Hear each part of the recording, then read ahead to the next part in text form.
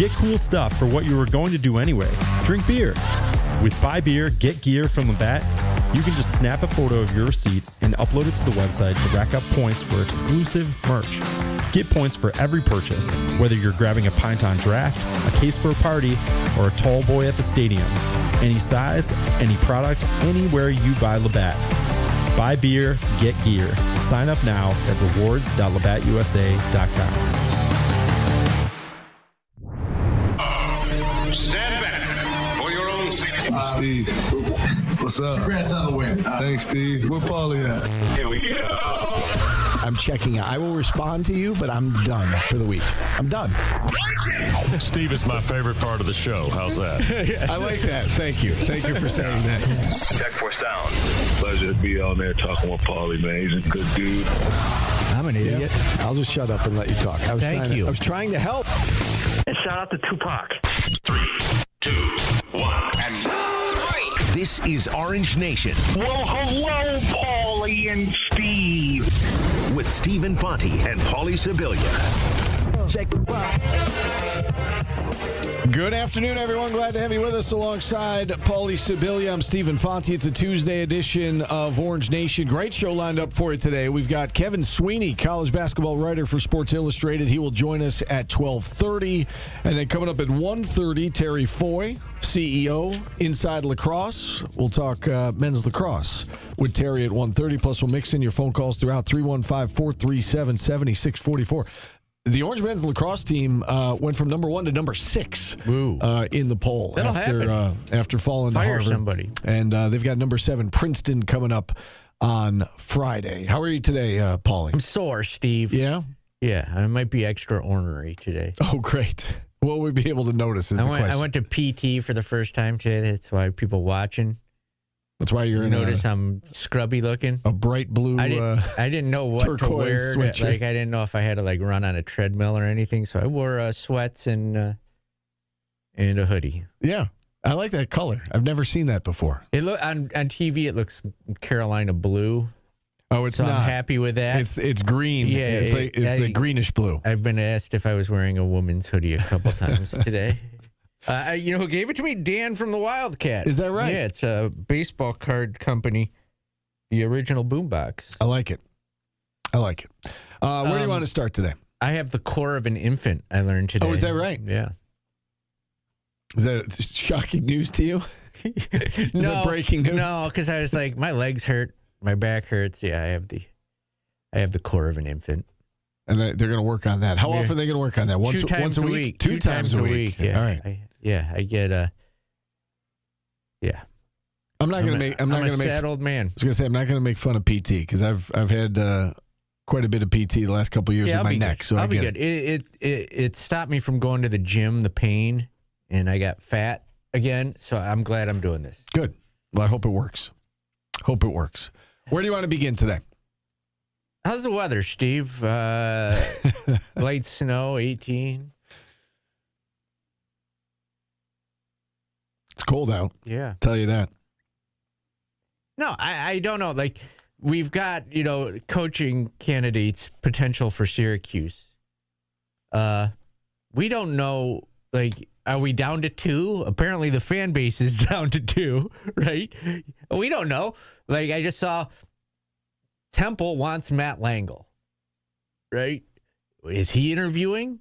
He could. None of us know. Yeah. There could be other people in the mix. We don't know. You don't know. Right. Well, I'm sure they're interviewing more than 2 people if that's what you're... Why am I drawing a blank on who was going to be the football coach before the rumors were just there was rampant? Chesney and Signetti, and is that what you're talking about? No, it wasn't Signetti. It was... Dan Mullen. Dan Mullen was signed, sealed, and delivered. He was in Syracuse eating lunch. Yeah. Nobody knows. Just I tend to hold back on doing, okay, it's down to 2. Oh, I don't know that it's down to 2. I think that there are 2 that everybody's talking about right now, for sure. Yeah. I mean, that doesn't mean that somebody can't, sneak up on everybody and end up getting the job. But, I think there's a lot of traction around Brian Hodgson. There's a lot of traction around Mike Hopkins.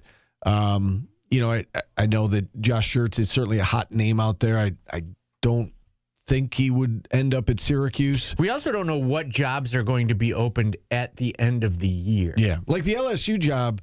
I mean, we're all like speculating that it's going to be open, but we don't know. We don't know for sure.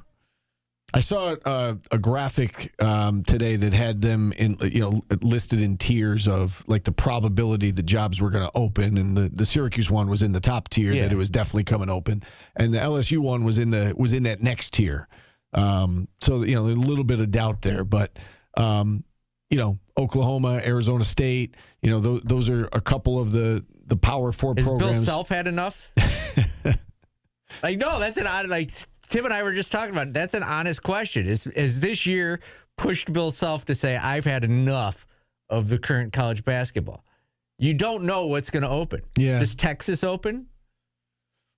These are good questions.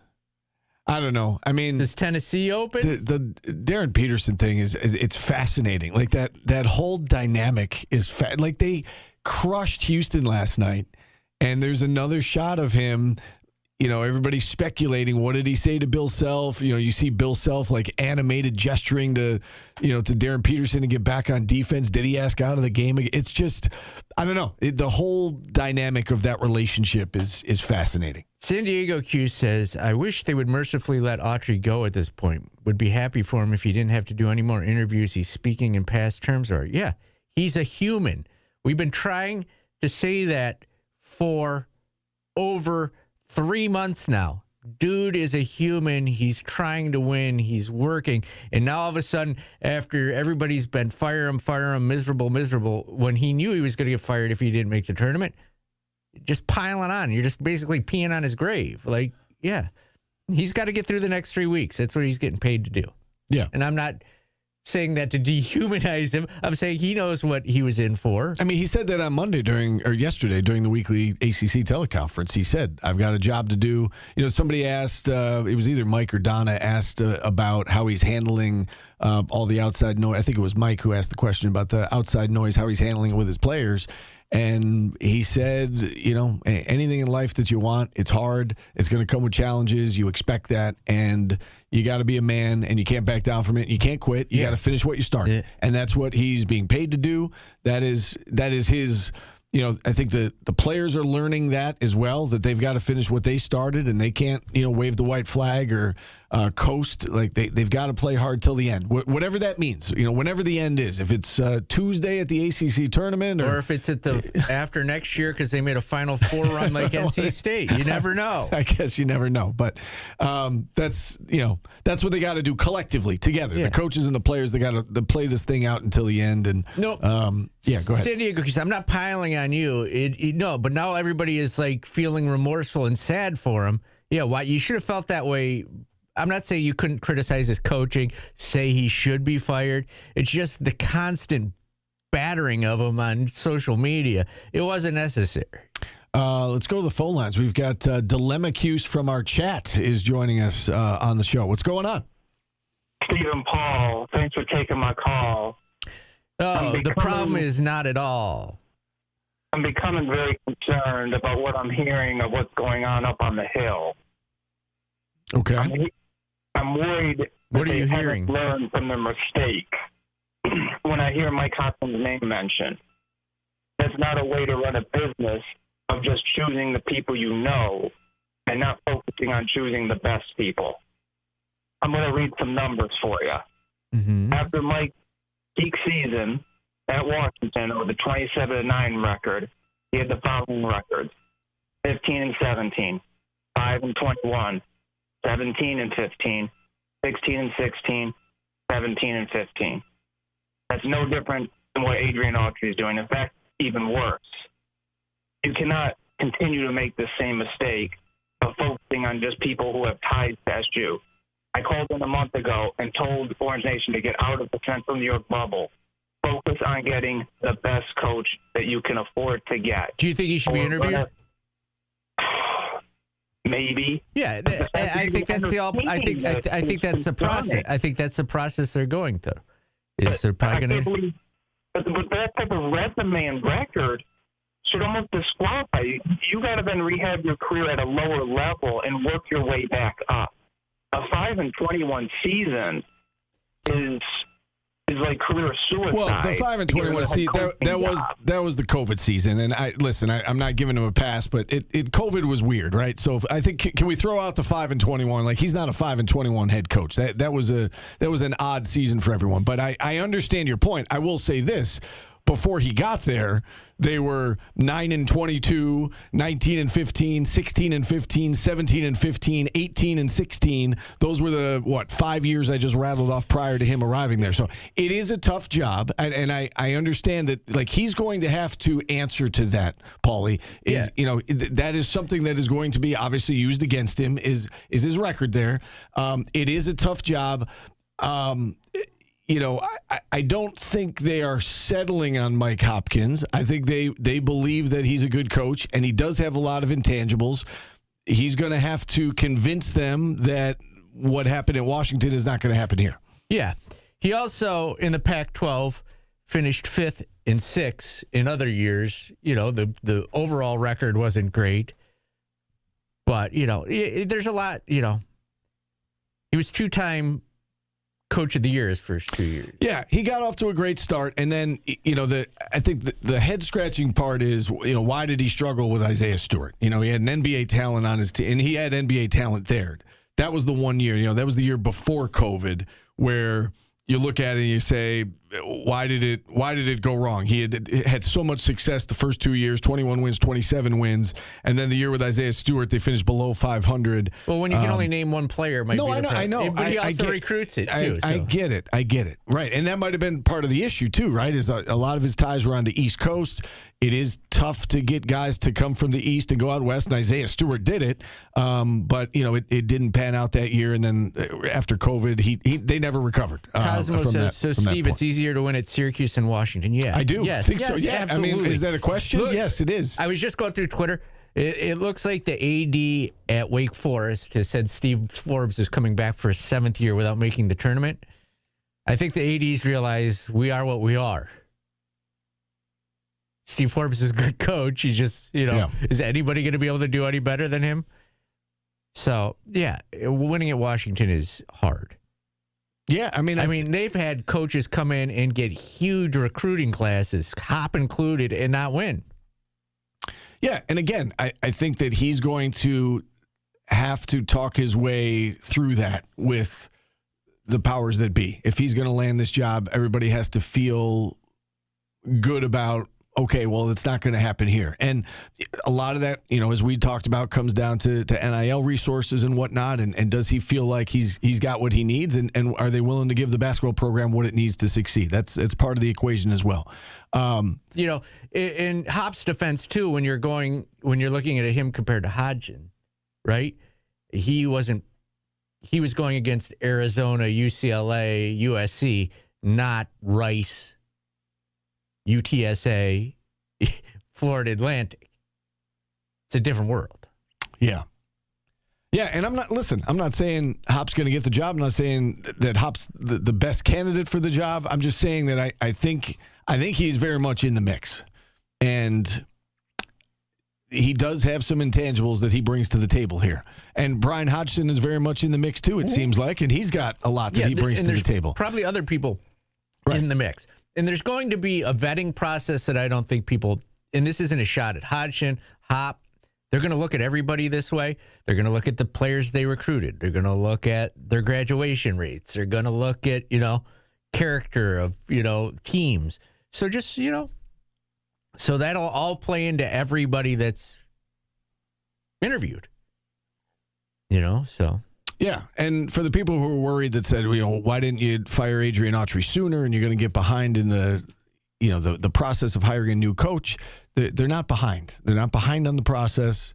This is going to play out the way that it's going to play out. And, it's not like this snuck up on anybody, right? Yeah. It was very clear what the expectations were. It's been very clear for a while now that the expectations were not going to be met or were not being met, and they're not behind on that. So let's put that piece of it to rest. Yeah. Yes. So, yeah, and there may be people we don't know being interviewed. That's another thing I want to get out there. Yeah. And it happened in football, too, right? Yeah. With Fran Brown. Oh, the anger that'll come if it's not one of the two, or if it's in-house. Like, that in-house thing is so bizarre to me. If they think they're going to win with him, they're going to hire him. They're not going to hire him just because his name's Mike Hopkins and he's been here before. Like, that's not like all that's going to go into it. They're going to interview him and see if they can win with him, and if they feel they can, they will hire him. And they understand fully how important this hire is. Right. You know, my guess is he's got the support of former players, that's something to take into account, right? And there's a big-time former player who sits courtside at every game that my guess is has a pretty good relationship with him. You know, as you have pointed out, Paulie, he knows the job better than anyone else and what comes with it.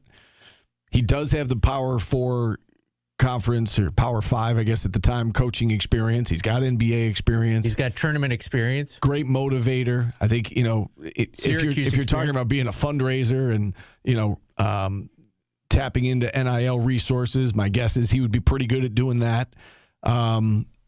You know, on the flip side, the record's going to be used against him. The offensive numbers are going to be used against him. I mean, those are legitimate criticisms. And I'm not sure that the perfect candidate exists out there. So you got to, you know, everybody comes with pros and cons, and you're going to have to talk your way through those things. And, you know, ultimately they're going to have to decide on the guy that they think is the best fit for this program. But I think that Mike Hopkins definitely has some things in the pro column. Yeah. And I don't think there's any doubt about that. I'm already getting hammered for Hop's got a better graduation rate. Hire him. No, I'm not saying that. That's not going to be the only factor. But Syracuse fans have to realize that is an important part of the process at Syracuse. Look at Fran Brown. It's got to be, I'm going to turn these young men into men. They're going to be good, upstanding citizens in our community, and they're going to graduate. It's got to be a priority at Syracuse. May not be at other schools, but it is here. All right, that's our opening drive. Brought to you by Burdick BMW of Cicero. Phone lines open if you want to check in, 315-437-7644. We've got Kevin Sweeney, college basketball writer from Sports Illustrated, coming up here in about 15 minutes. We're back after this on ESPN Radio. Catch the Syracuse basketball pregame prior to every game. He made the tournament, Orange CNY.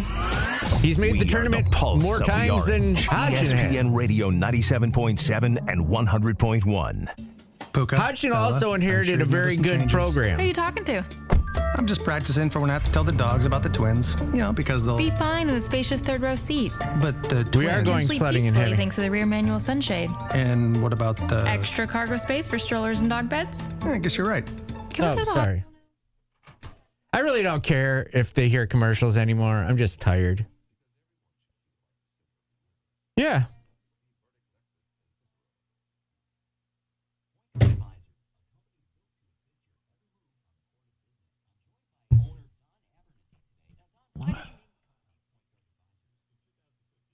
The game has changed. Yeah, it's so drastically different. Mike Hopkins has been at the NBA level.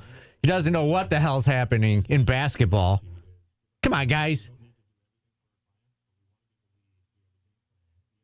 Radio's changed a ton since I've been in it. When it first started, I had to cut tape.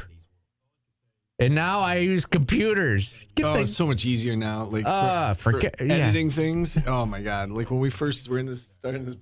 Everybody was like, the game's passed by. No, it hasn't. Just stop. Coaches know what the hell they're doing. Yeah, and he's been in the NBA, which is probably more like college basketball now.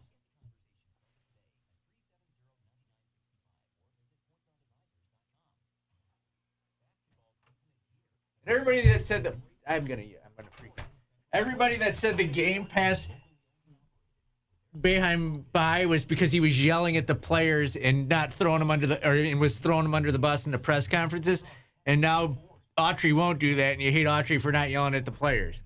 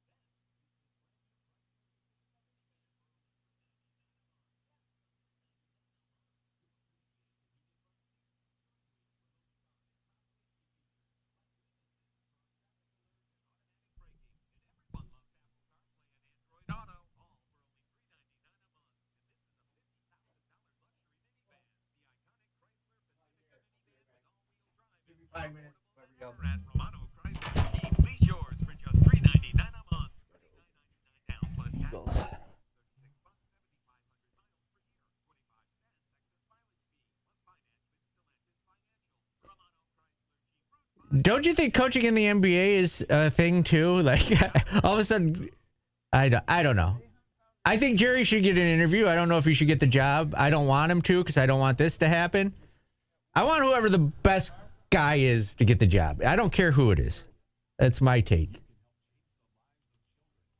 And apparently that's a bad take.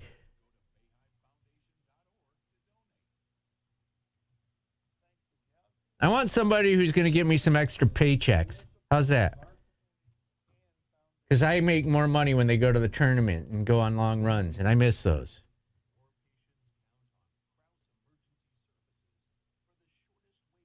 Thanks, show bro. Why is my chat frozen, I think?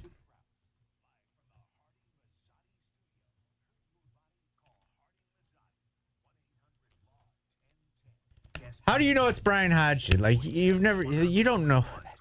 Dude's only been coaching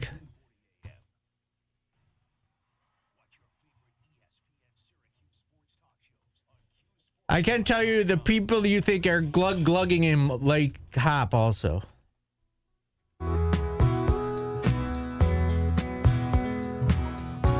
The Eagles, Steve, new kid in town. There are no new kids in town right now. Can I just want to hit one more thing, Steve. Can I get on my soapbox? Go for it.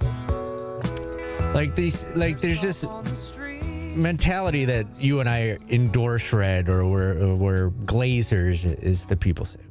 We haven't done that.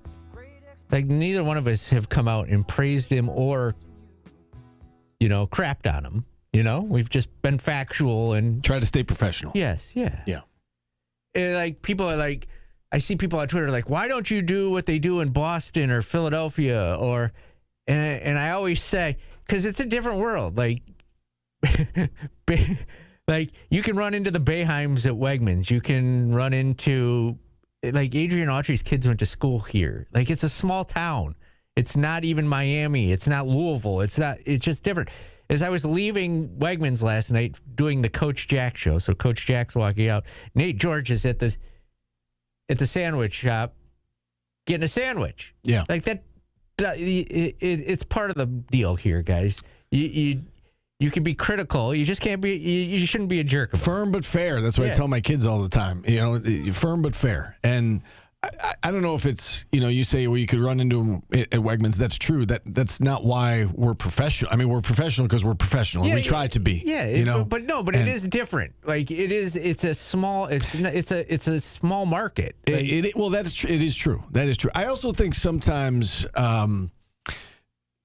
people get mad at us when it's, like a don't kill the messenger situation. Like last year at the end of the season, we said there's zero chance that Adrian Autry is getting fired. And I think people took that as we're supporting him, we're endorsing him to come back, when it was just, we were stating it like it was. There was no chance he was going to get fired. And, today, like talking about Mike Hopkins and saying that Mike Hopkins is very much in the mix for this job, if you don't like that, I'm sorry. That, don't kill the messenger. I don't know if he's very much in the mix, but he should get an interview.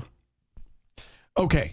However you want to put it, that doesn't mean it's an endorsement if we're talking about him. It means we're talking about him because don't you think there's a reason we're talking about him, I guess, is what I would say. So it's a don't kill the messenger type situation. Like, people can get mad at us for bringing him up, but he's in the mix. I mean, he is. Like, can we just? He is. He and he should be. So anyway, these are real conversations that need to be had. Not by us on Sports Talk Radio. Who cares what we think? But Brian Hodgson, Mike Hopkins, there are others. They've got to figure out who the best man for the job is. There's pros and cons for everybody, and they got to hire who they think is the best man, because this is a very important hire for the future of Syracuse basketball. And it may not be Hodgson or Hop. Right. It might not be. I think there's a lot of there are a lot of reasons out there to believe that those two guys are very much in the mix. Right? So I think that's why And you know what, guys? You may not know this.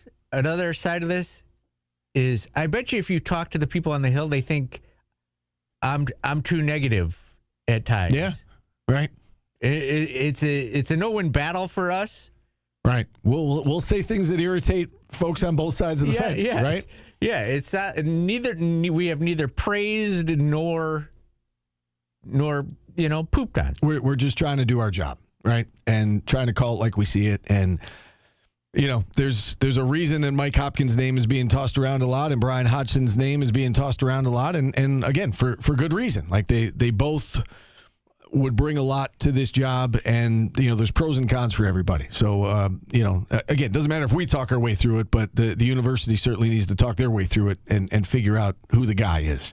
And you guys can say whatever you want if it makes you happy. Say whatever makes you happy. Okay, is that a fair thing to say to them, Steve? Yeah, of course. If being a douche makes you happy, go ahead. Can I say that? You would know better than me if you could say that. You wouldn't have said that. I would. No, I would not say that. You can put it however you want. This isn't fun. Well, it's not fun for anyone. Winning is fun. Yeah. This isn't fun, and you shouldn't be taking joy in what's happening either. Yeah.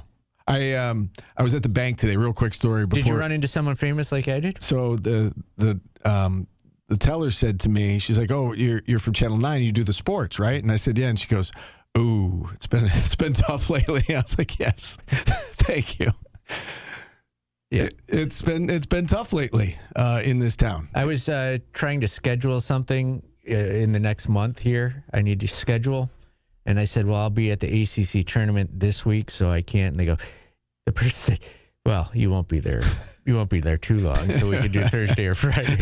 I go, "Let's push it off one more week." Yeah. Right? That's not be. All right. Yeah, we're both catching strays. All right, let's take a time out here. We've got Kevin Sweeney, college basketball writer for Sports Illustrated. He's set to join us on the other side. We're back after this on ESPN Radio.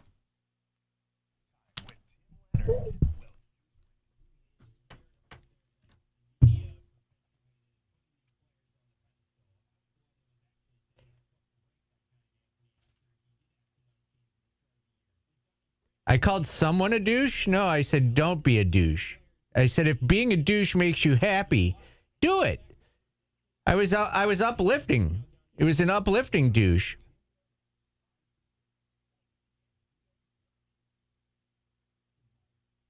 I don't think you guys listen to the show. I honestly don't.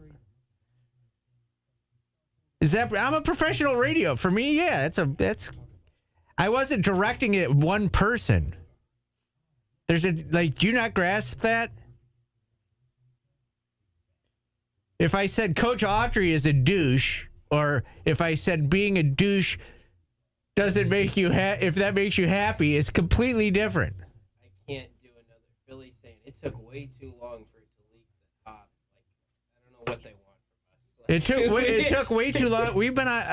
I knew about Hop 2 months ago, and we've been talking about it for basically 2 months. Yes, I saw the photo of Coach Autry and I in a swamp.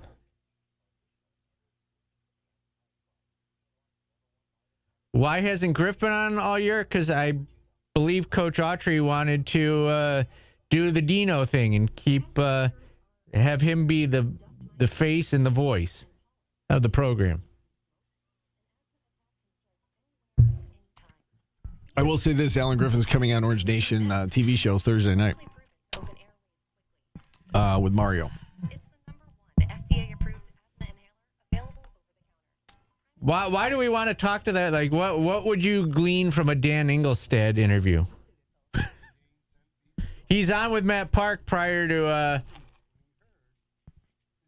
he's on with Matt Park when he does the scouting reports for games.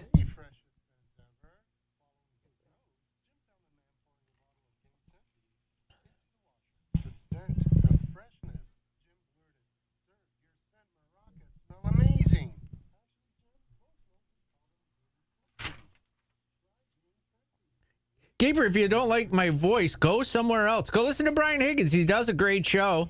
Go listen to him. Yeah, Shelp every Thursday, 7:30 on Channel 9. We do We do a half-hour show, and we usually replay the Autry interview, but this week I'm not going to be there, and so Mario's going to get Alan Griffin. All right, Philly's Most Wanted. Let's not pretend you've been pumping for. We're not pumping for anybody. That's your problem. We've known that he wants the job. All right, is that? You're not like breaking groundwork. We're not pushing for anybody.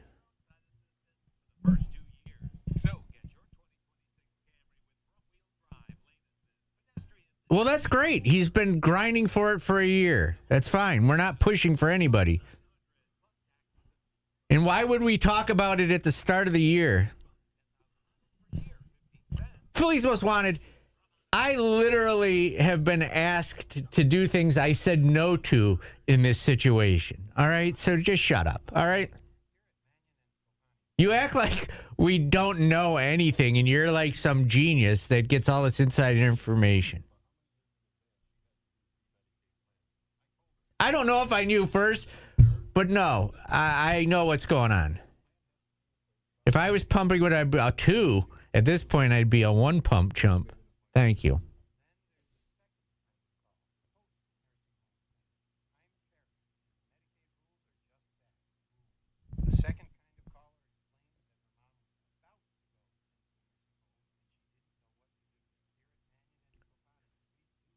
NIL, shut up. Thank you.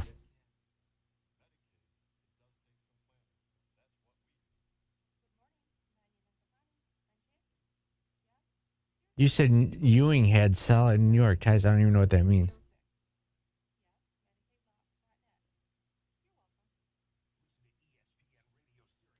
I am a funny radio host in my own mind, and I'll get over it. Like, if you can't grasp that. Yeah, why would we talk about potential coaching options prior to it being a legit opportunity thing, Philly's Most Wanted? What the hell are you talking about?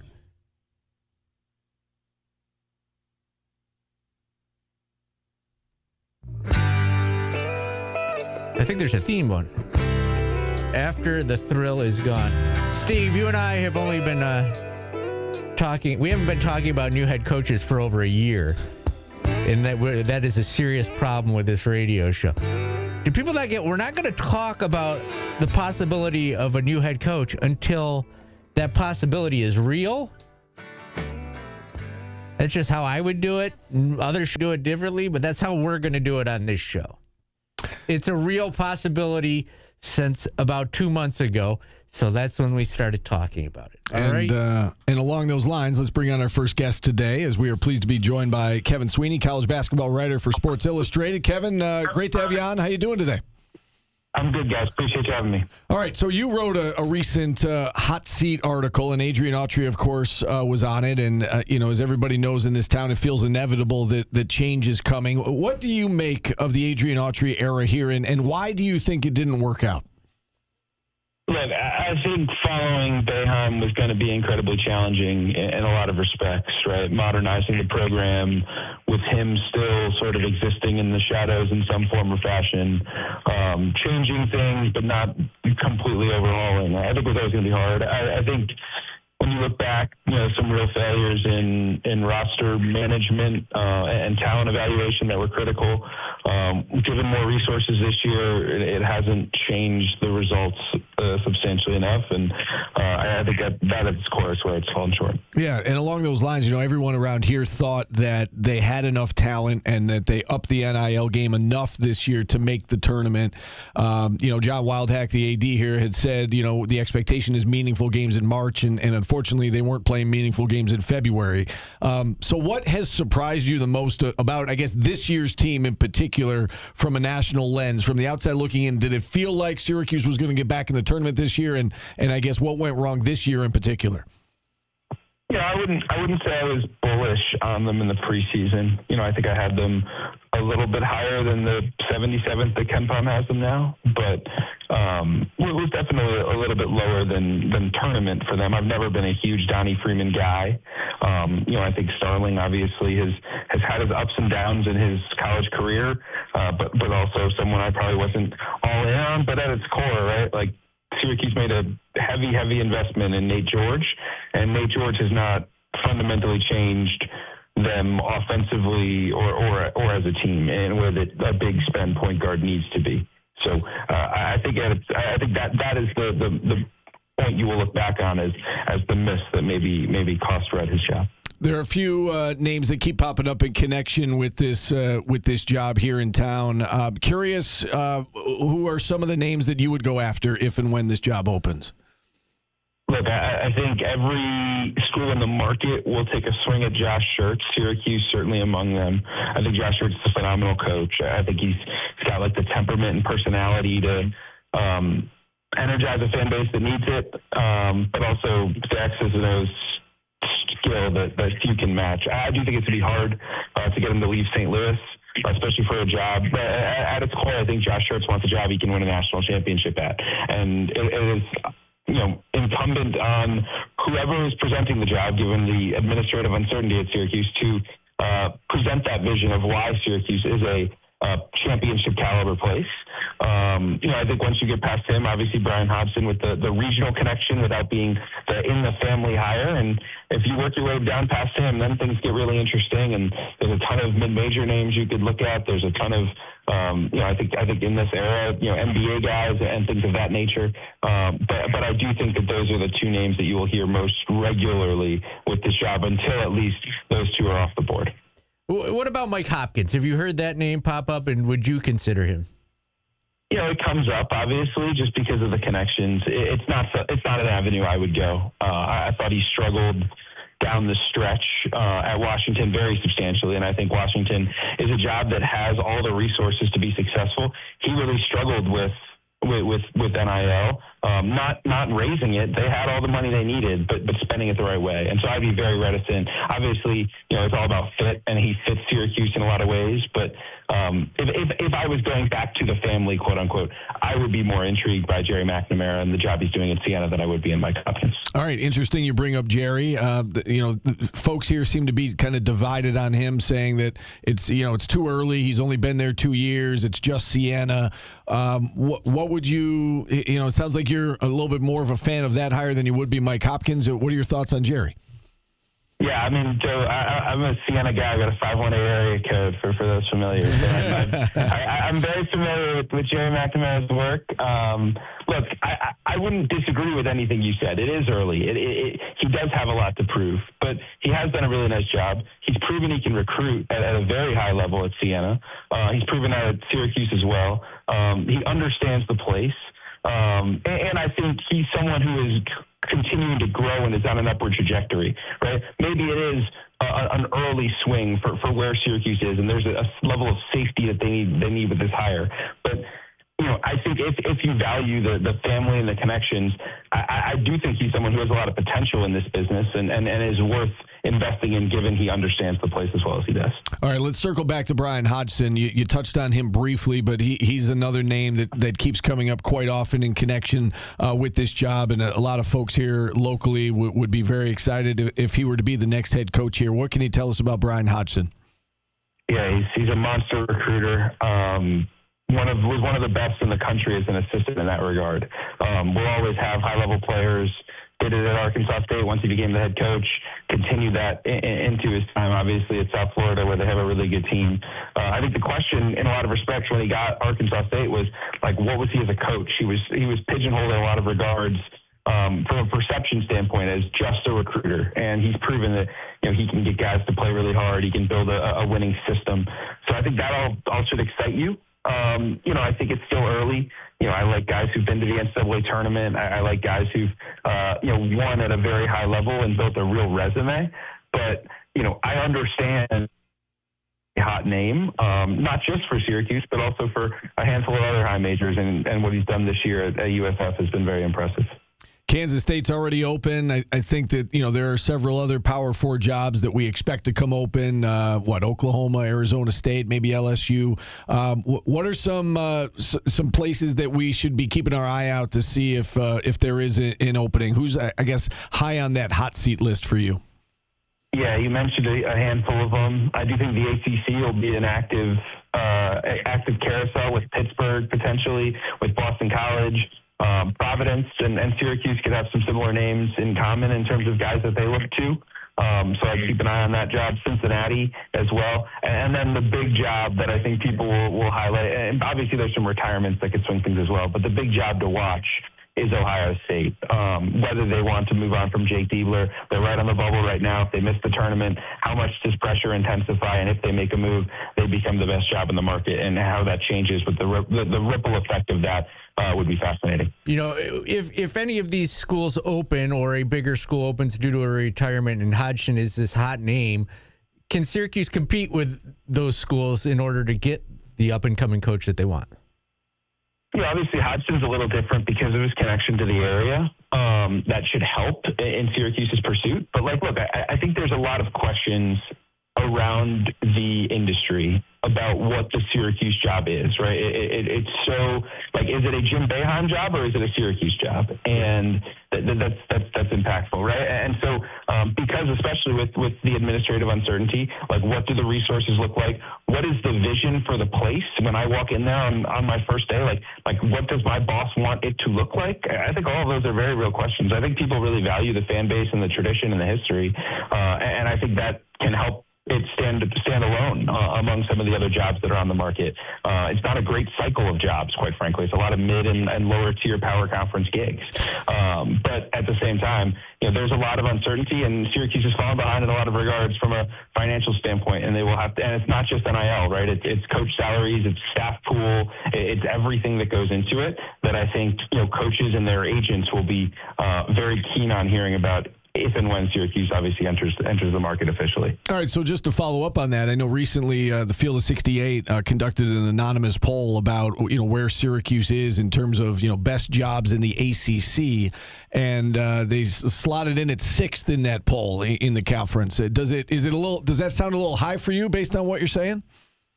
I don't know if I would say high, right? Again, I think outside of the top tier, it's very much a beauty in the eye of the beholder situation, right? Some people would love a job like SMU where there's not a lot of pressure and a lot of money, right? And some people would love a place like Syracuse where people really, really care, but you may have to build up some of the infrastructure and reestablish what the program is, while dealing with expectations of not just making the NCAA tournament, but hopefully advancing, moving deep, competing for conference championships, things of that nature. So I think it's a scary job for some people. It's also a challenge that a lot of people would relish as well. So I think 60 is fair.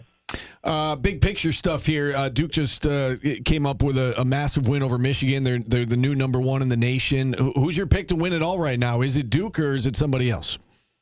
I think I would still take Michigan. Duke certainly is really, really good. I think Illinois is really good. Arizona's really good. Florida. But I think Michigan at its best is the best team in the country. The size, the physicality, the speed, but Duke showed that if you can keep them out of transition and force them to play in the half court, that they have their flaws. And that will be the model that everyone else tries to replicate against the Wolverines. It's just easier said than done. I know you covered the NBA draft closely as well. This Darren Peterson saga is just fascinating. Watching this kind of unfold and play out from afar. What do you make of that whole dynamic between him and his teammates and his coach Bill Self? And is what's kind of playing out before our eyes? Is that going to affect his draft stock at all, or is he going number 1 no matter what? I wouldn't say number 1 no matter what. Obviously AJ is an incredible prospect, and Camboose are not far behind. But I do think he's the clear favorite. And I think a lot of the narrative that has taken off here over the last couple of weeks is wholly unfair to who Darren Peterson is, the intel that people have gathered who've been around him for multiple years, who've talked to people at every stage of his journey. Darren Peterson's a competitive kid. He really wants to compete. He really wants to win. If he didn't want to play, he wouldn't be playing right now. He would have shut it down and he'd be the number 1 pick. He is hurting his draft stock by playing games while he is not clearly not healthy and clearly not himself. And if I understand that it's incredible. It's an incredible talking point. It's taken off on the internet, but it is. I can't imagine how frustrating it would be for someone like Darren in that spot to continue to see some of that commentary that's gone crazy. And again, it's now reached a point of a no-win situation for him, where when he plays, he's criticized for X, Y, and Z. When he doesn't play, he's criticized for X, Y, and Z. When he goes and talks to the media, he's criticized for what he says. But when he turns around and doesn't talk to the media, they say, "Why is Darren Peterson hiding?" Right? So it's obviously a unique story, and the only way he can silence some of the criticism is to continue to play. And he's played the last 2 games fully. I expect him to do that, assuming he can stay healthy down the stretch as well. But he's a special prospect, and we haven't seen the best version of Darren Peterson in college basketball. You watch his high school tape. You watch some of the early stuff at Kansas before the injuries really set in. There's a level of explosion he's missing right now. Yeah, really good insight there. I've got one more for you. We were talking about this the other day, and we saw Syracuse play on Big Monday a couple of times, and they had a quick turnaround. They were down 36 to North Carolina before making it close late. They get blown out at Duke. We saw last night, Houston has that quick turnaround. They get blown out at Kansas. Louisville with the quick turnaround, blown out, and then made a run late to make it interesting against North Carolina. Is there anything to that? The Big Monday going from Saturday to Monday and the road team being at a supreme disadvantage? Yeah, I think it's a fair criticism and it's a fair challenge, right? Obviously, college basketball teams are not used to one-day preps, especially off of, depending on what time you play Saturday and, kind of getting your body right in a very short time window and then turning around and traveling that next day. It's really difficult. So, there's something to it. Obviously, like the TV overlords pay the bills and maybe people can't complain too much about it in the grand scheme, but those are the type of scheduling losses, if you will, that do impact the conference races and whatnot down the stretch. All right, Kevin, great stuff. We really appreciate you coming on and appreciate the information. Hopefully we can do it again down the road. Let's do it, guys. Thank you. All right, appreciate it. Kevin Sweeney, college basketball writer for Sports Illustrated. We'll take a timeout here. Phone lines open for the next hour, 315-437-7644. Back after this on ESPN Radio.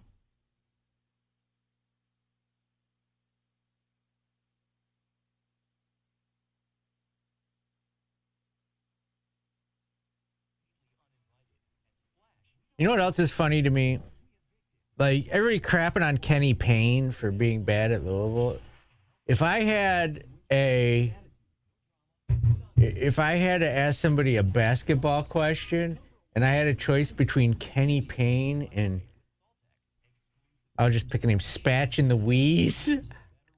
Kenny Payne knows more about basketball than Spatch and the Wheeze in Philly's Most Wanted and NIL Excuse. Like, guys, get over yourself.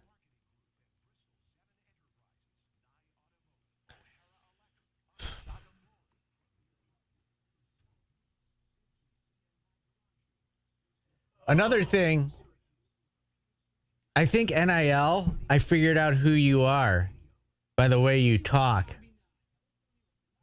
You wrote something in your chat that you say to me on my Twitter.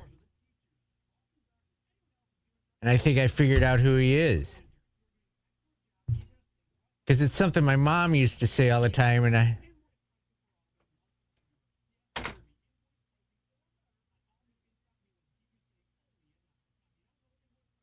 Yes, LA Orange, I support you in anything you do.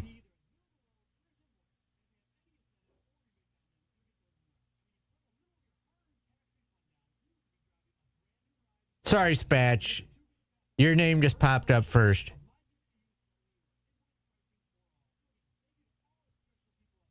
No, they have GMs now. They have GMs, Alphabet Guy. The NIL thing is the GM's problem. There you go, Vindo. You're not on Twitter? I think I know who you are. I think I got you, Sherlock.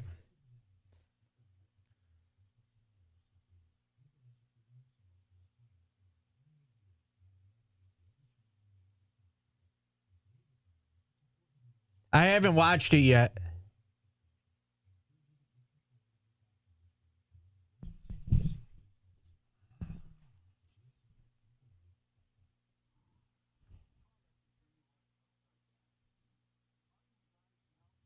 I'm not doxing anybody. Sherlock.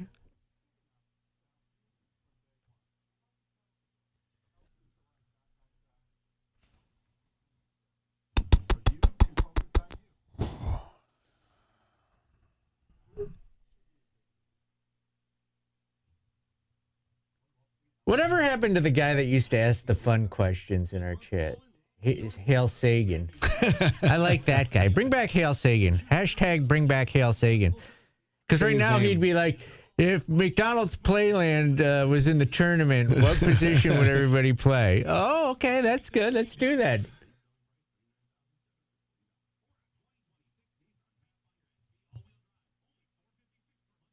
Hashtag Sherlock. I can't say no shit because I'm a professional.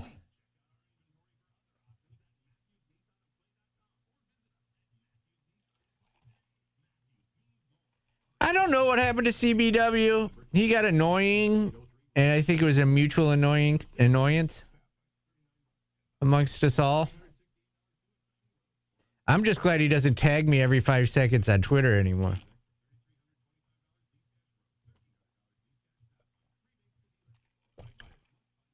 I don't know. Matt Park was not a fan of the number bracket. Like 17? Yeah, like the number 1 seed is 1. Number 2 seed is 2. Number 3 seed is 3. And then people vote on the number. No. That's not fun. I don't like it.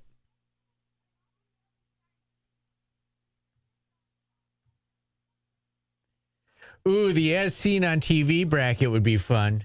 Alien Tape, Floby, the Pocket Fisherman. That was my nickname in high school. Do people still say pocket pool? Dude's playing pocket pool. Sorry, I'm just scratching. That hairspray that grows your hair back immediately. I like that stuff. That would be a good one.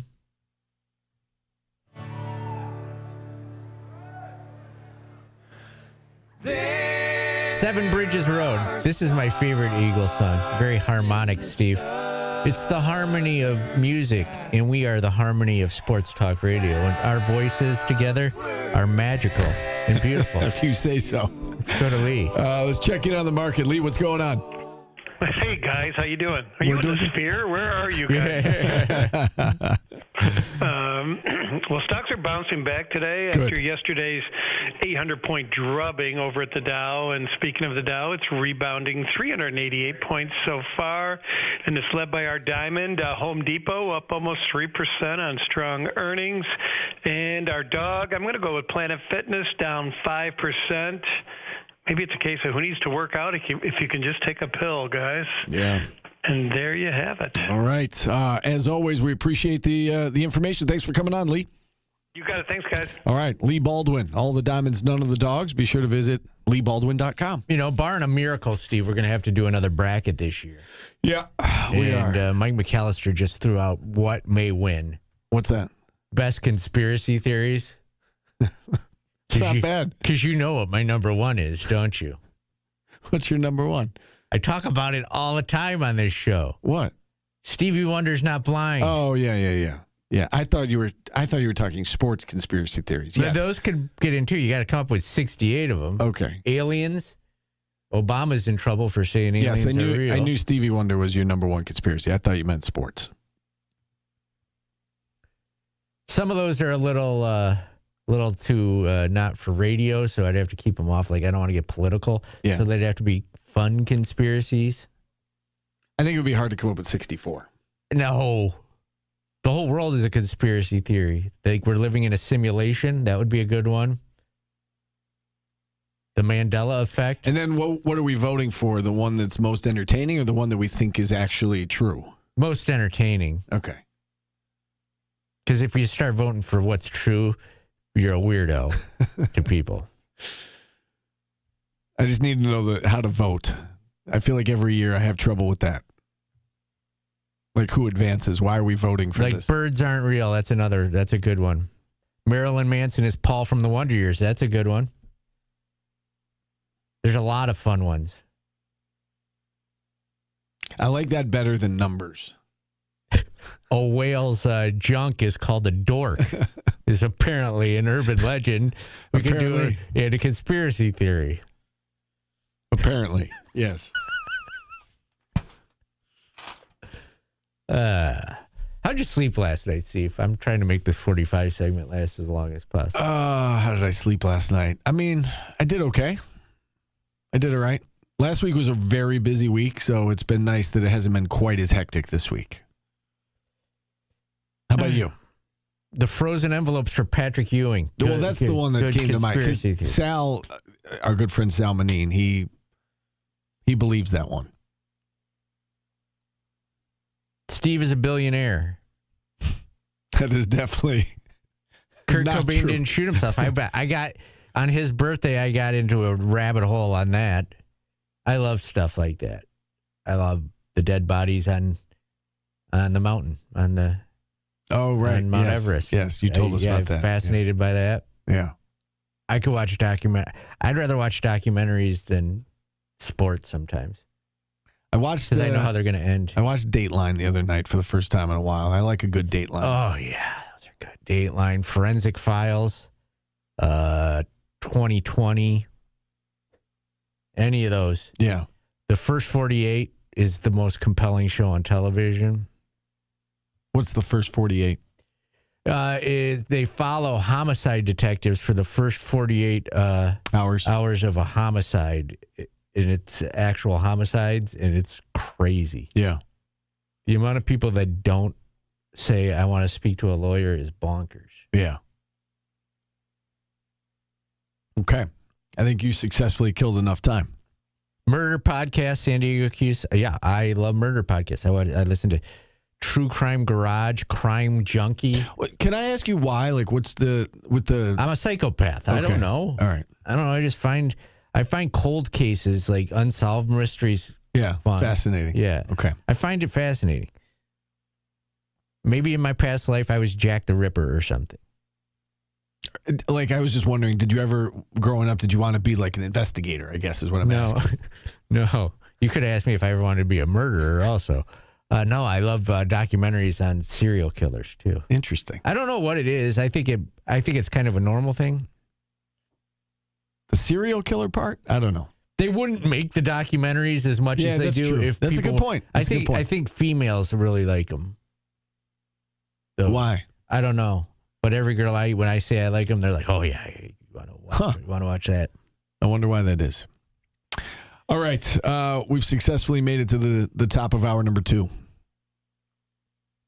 I am a psychopath when it comes to that stuff. I could sit and watch it for hours on hours.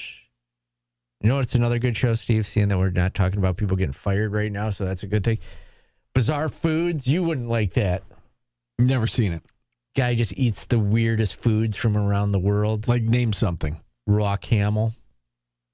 Tastes like chicken. Junk from blank animal. I always think of, I forget what the name of that egg, balut. He ate balut and I almost gagged, which is an egg, but it's half like grown, so there's like half chicken in it. And you eat it and the bones and the little chicken inside and the yolk. Is that like a delicacy somewhere? Yeah. Yeah, no thank you. All right. We've got... Mike McAllister's obsessed with CSI and those types of shows. He's a psychopath, too. No, that's different than the serial killer podcasts.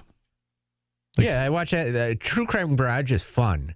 Like, it's two dudes talking about cold cases or old murder mysteries, and they're just sitting in the garage having beers talking about murder. I wish I had a friend. You just said it's fun. That's fun? Yeah, I wish I had a friend I could talk about old murders with in the garage having a beer. That would be fun to me. I'm waiting for my dream man to come into my life and be my friend that does. You have problems. You always say I have problems. Like, I don't have problems. I haven't met Mrs. Right in my life. Yeah. And I haven't met Mr. Right in my life either. I think Matt Park, low key, likes the murder mysteries and stuff. So if maybe he's your guy. What if I said one day, hey, you want to just hang out and talk about murder? Maybe he's your guy.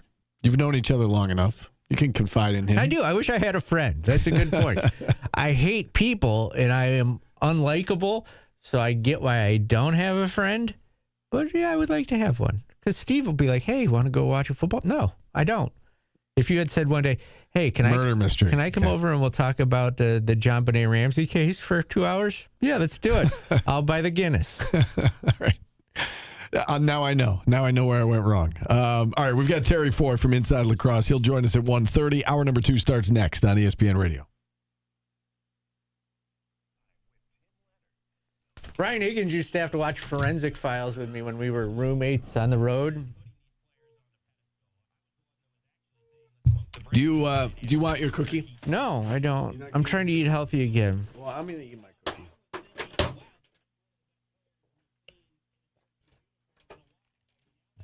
Oh, your initials kind of got rubbed off anyway. I was joking with that lady, and she punched me in the shoulder. What lady? That gave us the cookies. Oh, she punched you. Why would you say So I was just being myself. Like, I was just making fun of you and her. And she was like, I was like, he's not going to eat those. But she's like, he knows me. And I'm going to go. I told her I was going to say a homeless woman living out of a grocery cart gave me these cookies to give you. I do know her. I see her.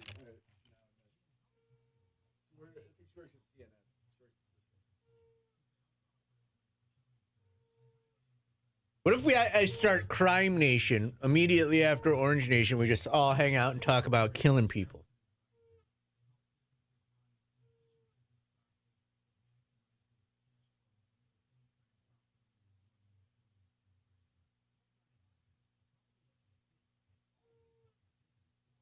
How about I create the True Crime Loft or the Murder Loft, I call it.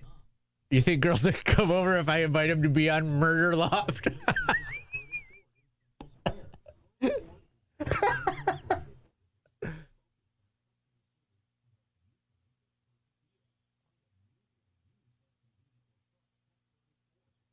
Murder Loft with Paulie Sibilia. Come on up, ladies. I just put that on my front door, too, so my neighbors are like, what the hell? The Murder Loft?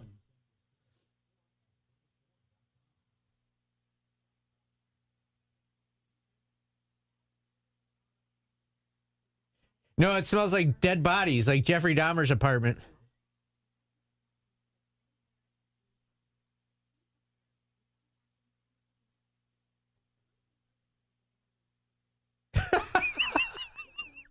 LA Orange, that's great. Murder up because I'm about to murder that pussy. Ooh, a serial killers? Oh, I think we got it. Serial killers bracket?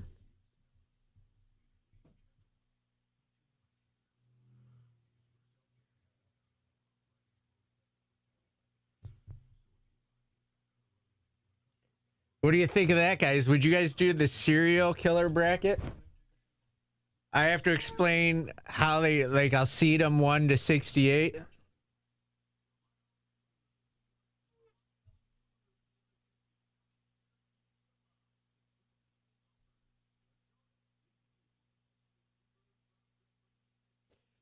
I've been watching this thing on YouTube called Brew, and it's kind of murder, kind of conspiracy theories.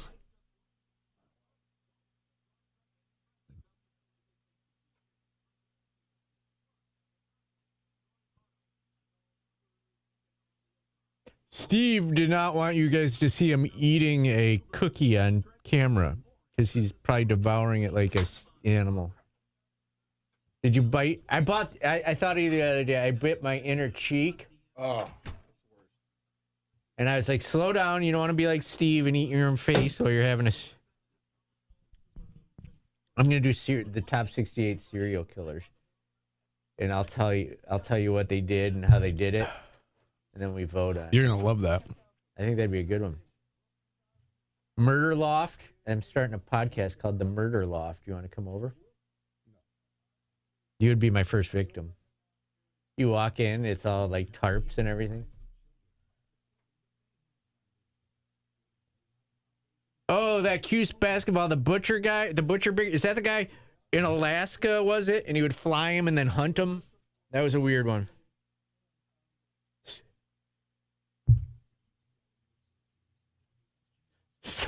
Why did Hellray just say smells like butthole? Sometimes just random, like, I don't know. What does, Hellray?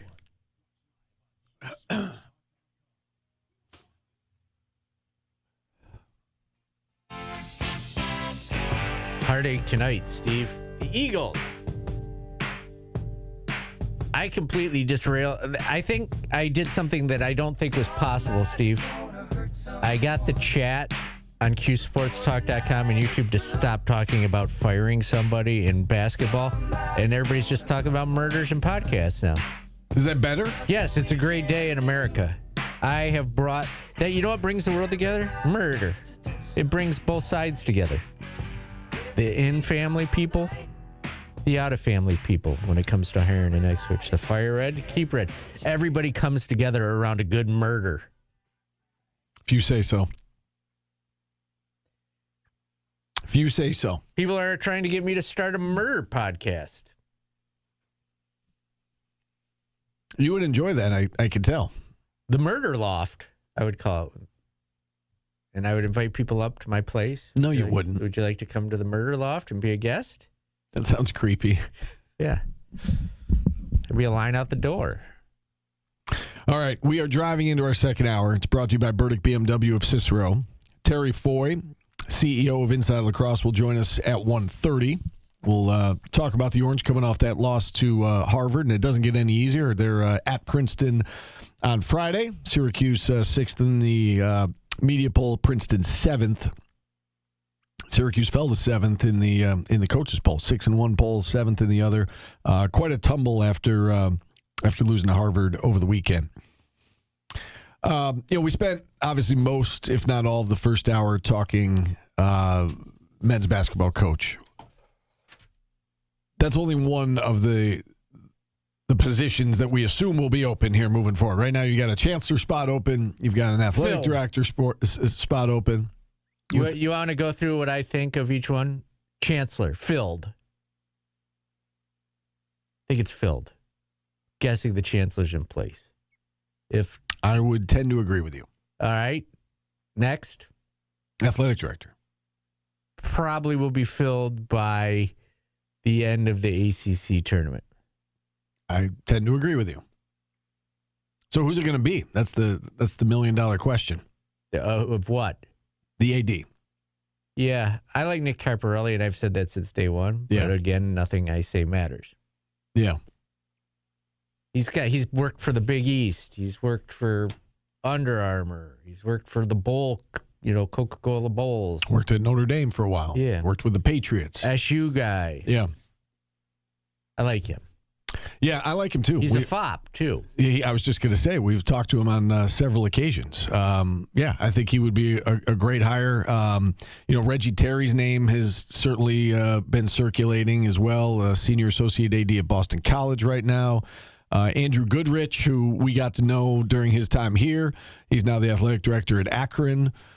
His name's been thrown out there. And, of course, Heather Lyke, who is on the staff right now, senior advisor, special advisor at Syracuse, former athletic director at Pittsburgh, just to name a few that they're talking about. I tend to agree with you, though. I think that, John Wildhack's announcement, while it was surprising, the day that it came for us, I don't think the announcement itself was surprising. I think people have been speculating and expecting him to, that he probably would step down at the end of the year. He said, he told us that he made that decision over the holidays with his family. And so I don't think this caught, the powers that be at the university by surprise. And I'm with you. I tend to think that they will move swiftly here and should have somebody in the next few weeks. If there are changes that are going to be made, I tend to think the people that are going to be part of the decision making will be here. I don't think the new people are going to come in blind. All right, so everybody just throttle it back. I see some very prominent people with just bonkers takes on that. Yeah.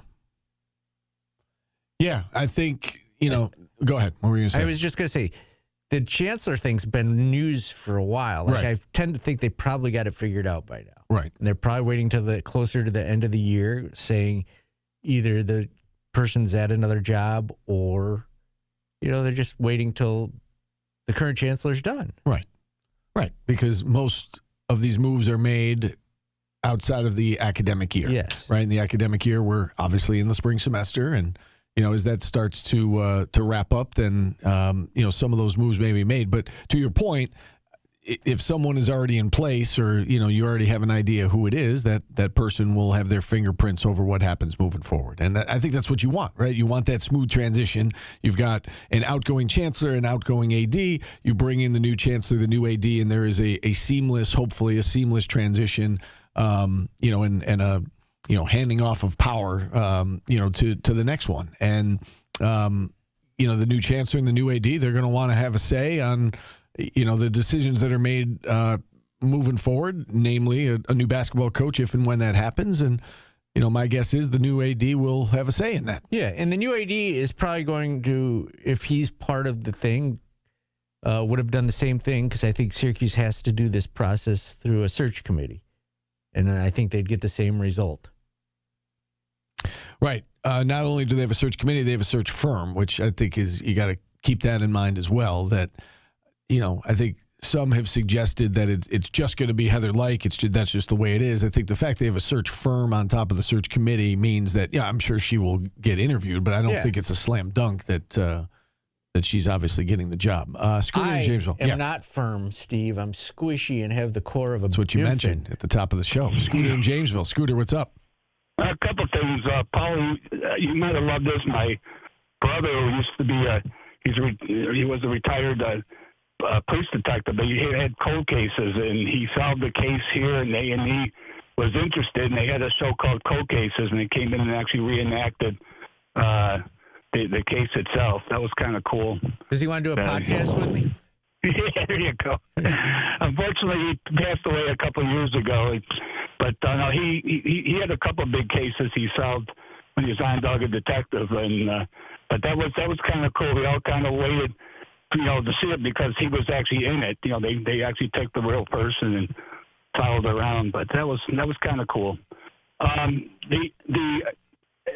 Steve, I saw your half-hour special before the game, and I laughed just because I think you used the same footage that we were watching the North Carolina game. I don't know if it's North Carolina person who edited it, but there isn't.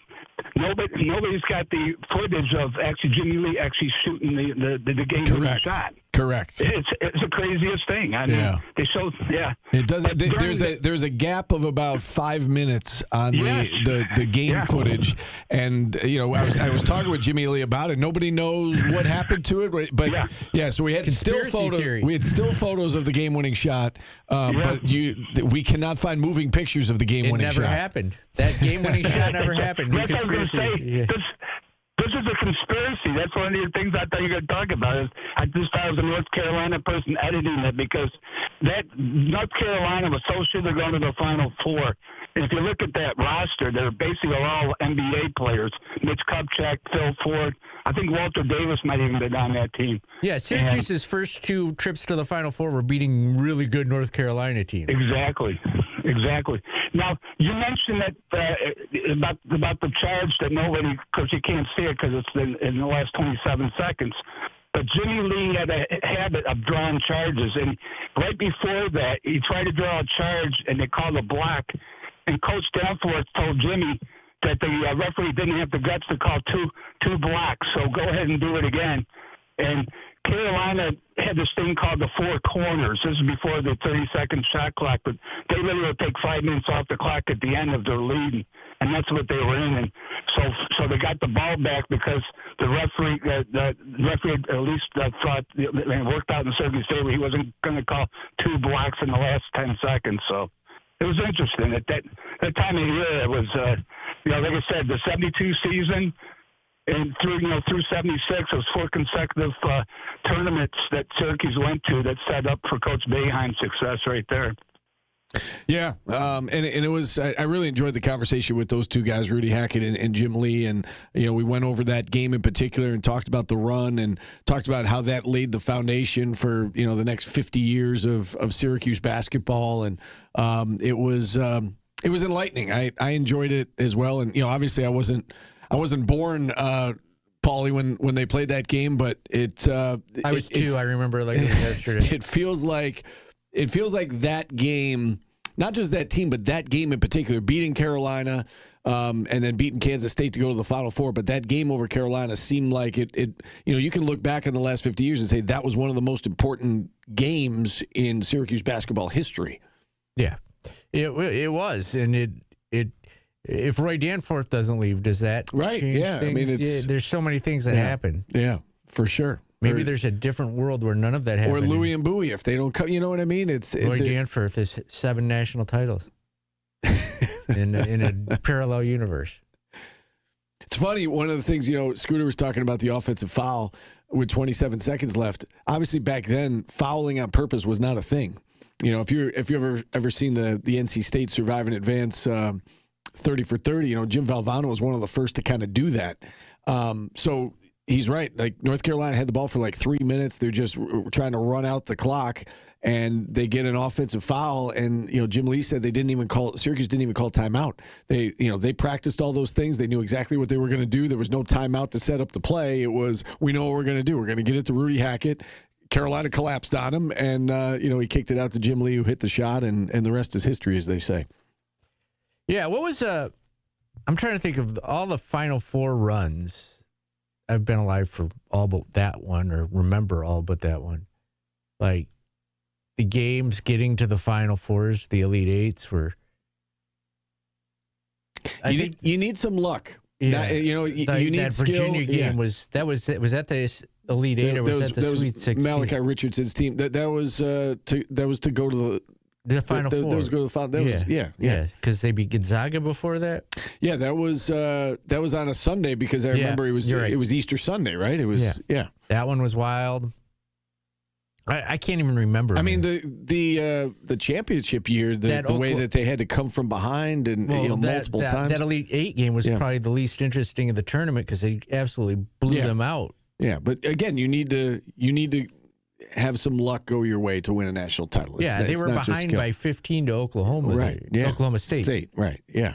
In Boston. Yeah. Or, you think back on John Wallace against Georgia and like the shots that he hit. And, I mean, Sapola hit a shot in that same game. Yeah, for sure. So, yeah, I mean, you need skill, but you also need the basketball gods to be on your side. A lot of these games, in the regional semis and regional finals, a lot of them come down to a play. Michigan State could be, you remember my first year at SU could be saying, hey, we were down almost 17 to Syracuse in that game, and came back and won. We won our national championship. Yeah, with a raucous crowd. That was...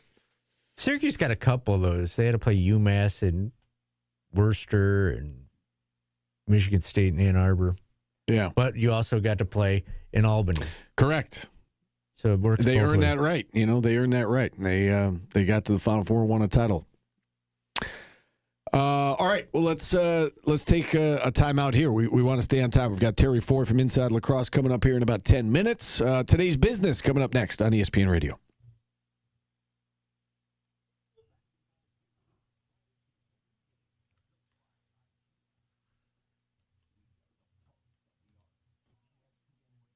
Oh, yeah, the timeout. Arkansas, Moten. That was a bad one.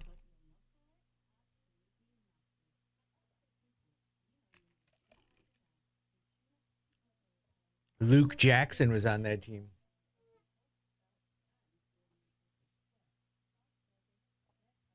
LA Orange, I've heard it's already been approved if necessary.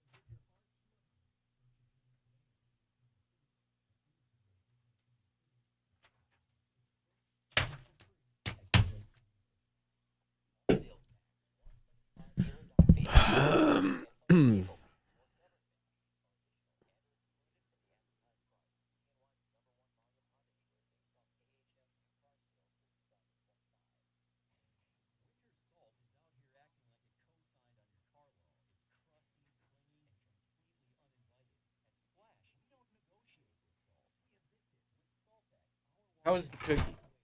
Good. A lot of frost. Did you take the frosting off of it? I may have. I cannot confirm or deny. Oh my God! He took the frosting off the cookie. I can't confirm or deny. Pass me my cookie. He took the frosting off the cookie. Your cookie's the one you can't read. Oh no, it's that one. Oh, Steve, that was the best Well, part. so I don't really like sprinkles either. For being Oh my God! You're unlikable. So it was more so of like getting the sprinkles off. What did you do here? Did you take both of the rundowns? You did. Oh. No, that's I Tim's. just brought that. What are you talking about? This is my rundown right here. Yeah, it's right there. I only have one. You took both of them. Yeah. You're a right. hog. Right. You're a rundown hog. I did. How did you even do this? You just like. No, it was. She had one on top of the other. Mine just happened to be on top. Okay. So Did you take a paper towel and just wipe it off? Yeah. Well, yeah. I got rid of some of the sprinkles. Yeah. It wipes it off. I think she presented them where I could see all three. I think they just shifted. Oh, they were one on top of the other, and the SI one was on top. Yeah. So some of the frosting came off. Yes, I have been a DJ at a strip club before, Ellie.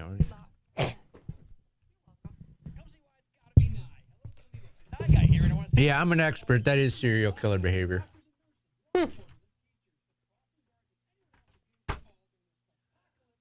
I know a lot of people who don't like frosting. Yeah, but in the case of this cookie, it's kind of hard for me to visualize you like getting the frosting off. Just give it a little elbow grease. You can get it off. Elbow grease. But it's not really a sweet cookie. Yeah, you kind of need it. It's just like a shortbread. Yeah. Yeah. You suck. It's like strawberry shortcake without strawberries. Yes. Put it this way: if one of the three of us was going to take off the frosting, it fits that it was you, Steve.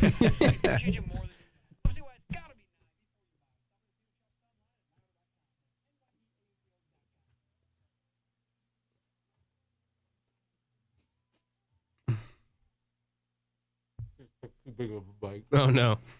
Get ready for the eagles to cook for a little. Yeah, what's left?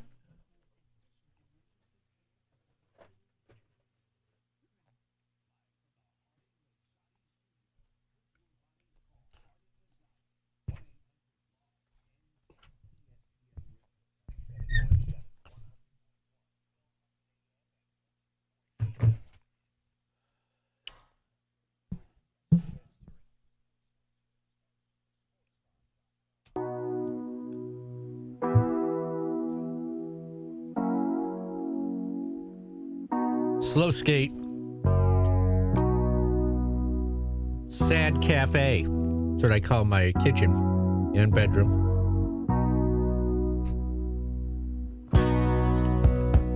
I just ate a cookie.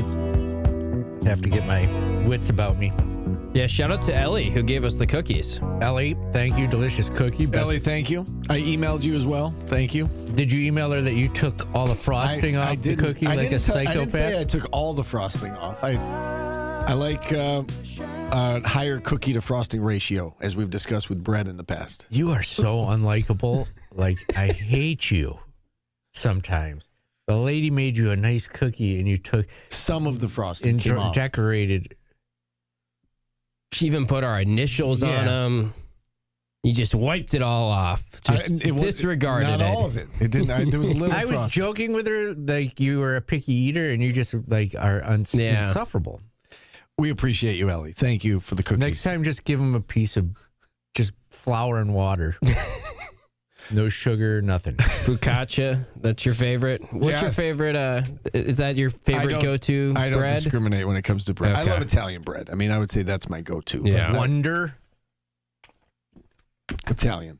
I think Wonder is yours. White bread is too unhealthy for Steve. I can't imagine you. He's a piece of white bread. His whole life is just a piece of Wonder bread. All right, Tim, time for today's business. What do you got for us? Brought to you by Superior Plus Propane. So, Jeff Goodman breaking some news today. Wake Forest coach Steve Forbes probably hinted at this earlier. He is going to be back next year, according to one Jeff Goodman.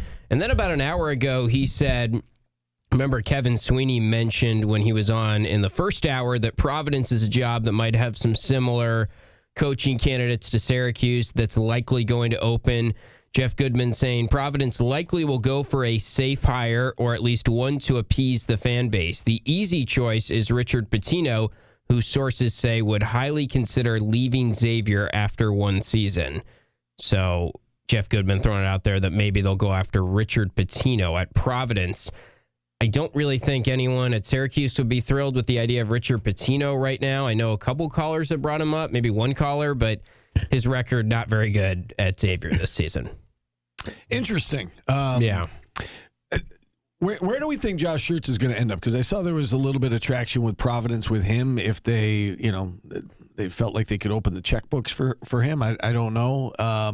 Where do we think he's going to end up? So I tend to think that we need to just let it play out, the coaching carousel. Paulie hinted at earlier that him and I were talking about, could Bill Self retire? Could Rick Barnes retire? I mean, we just got to see where the cards fall. Last year, no one thought Bruce Pearl was going to leave. Now, that was just an internal hire, his son, to replace him. But there's probably going to be one or two surprises, I'd say. That's usually a good bet this day and age in college basketball. As it stands right now, though, Steve, I don't know if there is a job that Josh Schertz is really pining for. Or, I mean, he might just stay put and say, I'll run it back one more year at St. Louis. I know we're going to be successful again. I'll be the hot name next year, and maybe UNC opens next year or something like that. Yeah, interesting. But I do think Steve Forbes is a good coach, and I think that's an example of, I keep saying on my show, let's not just focus on the record of said head coach. Like I brought up Kyle Smith at Stanford is an example of someone that is a very, very good coach, I think, but is not in a great situation to succeed. Right. And, I mean, if you really look at Stanford's history or Kyle Smith's history, in the last 15 seasons, he's exceeded the KenPom preseason ranking 13 times. But no one wanted him when I brought up his name earlier. A lot of our comments were saying he's got a worse record than Red, or, we can't just focus on the record. In this day and age in college basketball, there's a lot that goes into each individual job. And Steve Forbes is widely considered a good coach that is just in a tough situation at Wake Forest. Yeah, fair point. A good point. One more thing for you guys. David Hale, we can talk some football, actually, believe it or not, if you'd like. David Hale dropped his ACC quarterback rankings last week. He has Syracuse at number 7 on this list. He's including your entire quarterback room. So the idea that they have bolstered their backup. Syracuse checks in at 7.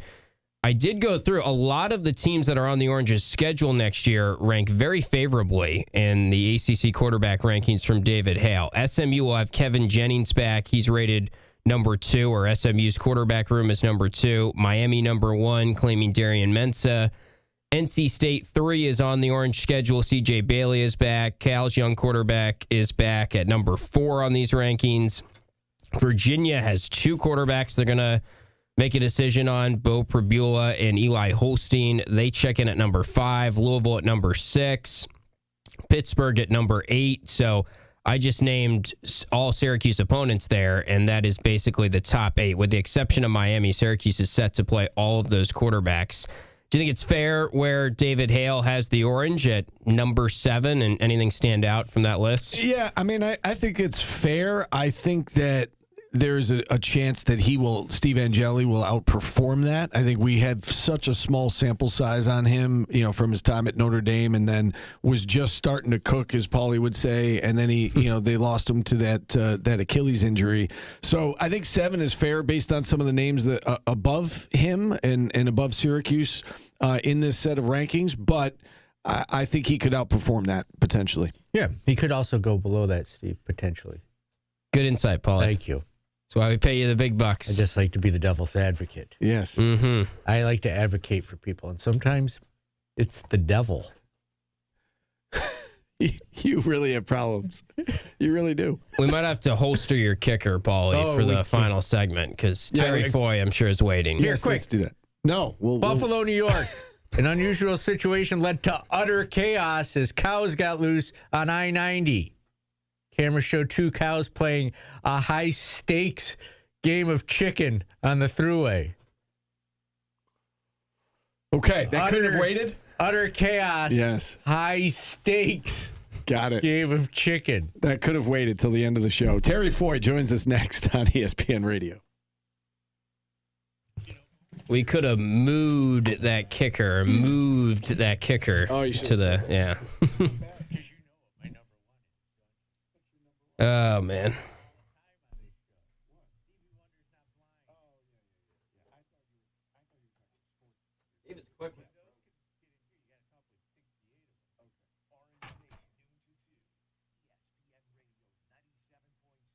The cops really milked that situation. Orange Pride says. Hey, I'll pass on that story, Bill Cowell. When you want to do kickers on your radio show, you can do people having intercourse with dead animals.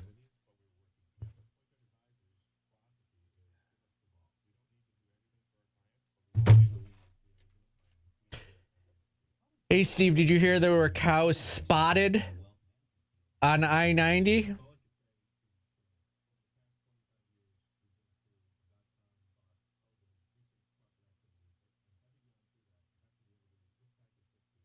They were just hoofing it.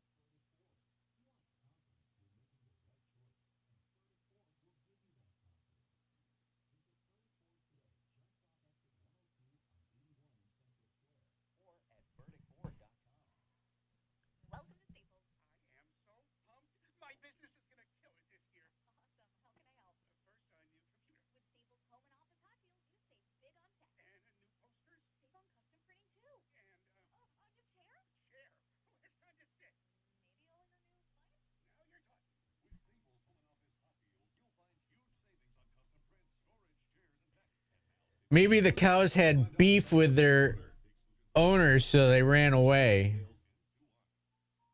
I get it. It's funny stuff.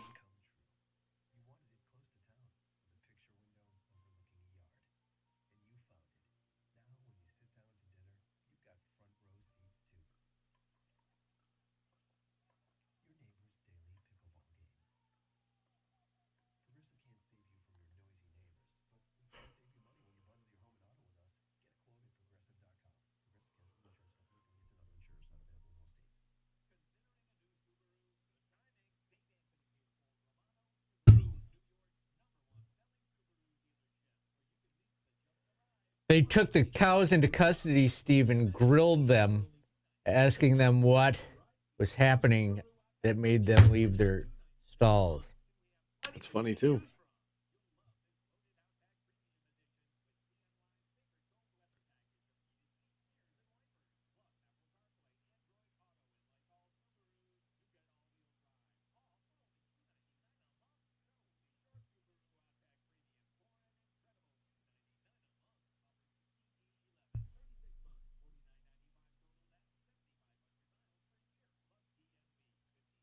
I really butchered that segment on the cows, didn't I, Steve?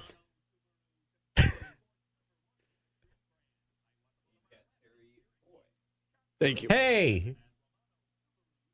I'm just going to leave it at that. That's like the joke I told you the other day about the priest, the minister, and the rabbit and the blood drive.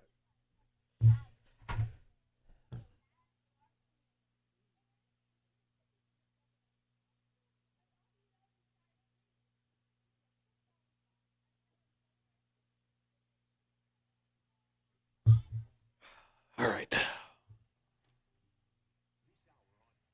All right, I'm probably just going to sit this one out. Oh, really? Shocking. I'm just going to graze. Shocking. I'm going to sit here and graze while you do.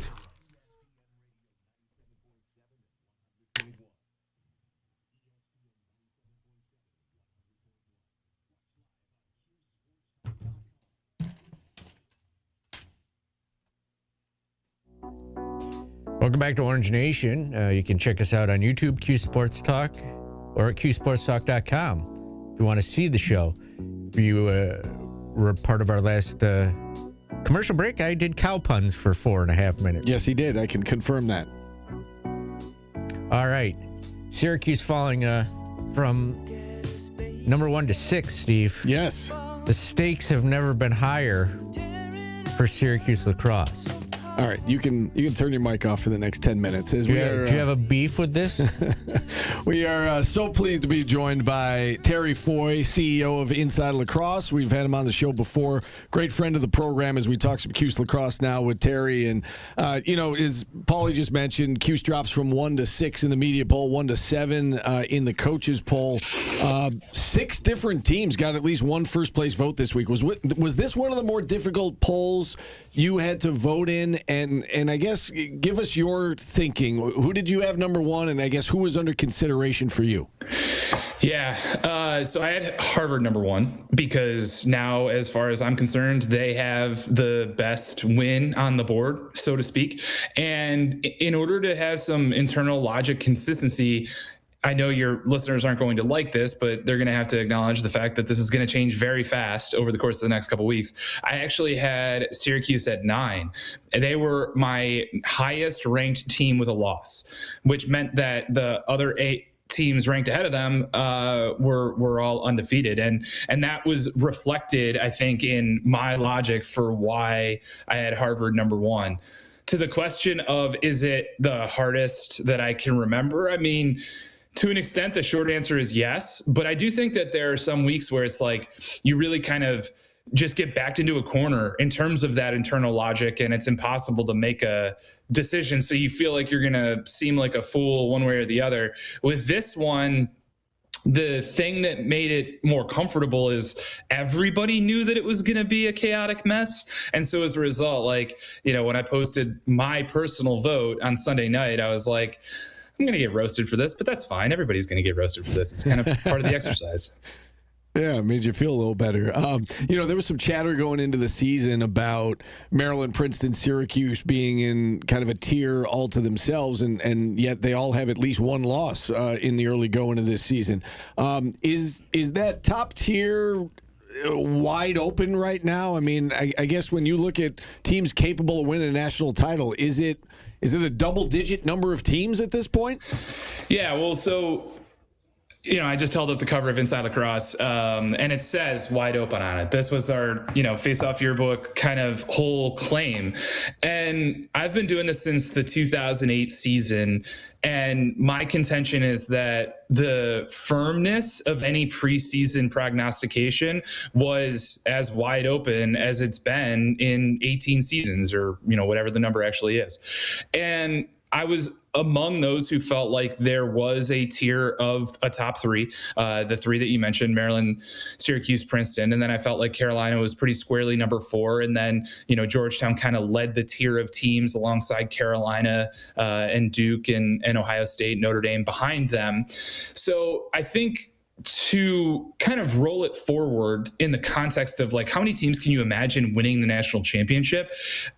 Yes, at this point in the season, this is a record number, right? And that's reflected in the fact that I think this is probably a record number of teams that have received a number 1 vote, or a number 1 vote in the poll, which was 6 this weekend. So kind of spinning it all up, I don't expect that to be the way that the season finishes. I do think that as February turns into March and March turns into April, there is going to be separation. The thing that's going to happen is that stars are going to emerge, and individuals, whether they be stars or role players, are going to get better as the year goes along. And that coalescing is going to be what creates the normal, I think that there are 8 teams that can get to the Final Four. I think there are 3 to 5 that can actually win it on Selection Sunday. That is kind of the default position that we always end up in. Since you bring up individual players, I know it's early to be having this discussion, but where does Joey Spallina fit into the National Player of the Year conversation for you? Do you think he's a favorite? Is he a front runner? Is he, someone who's on the list? I mean, where does he kind of fit into that equation for you at this point?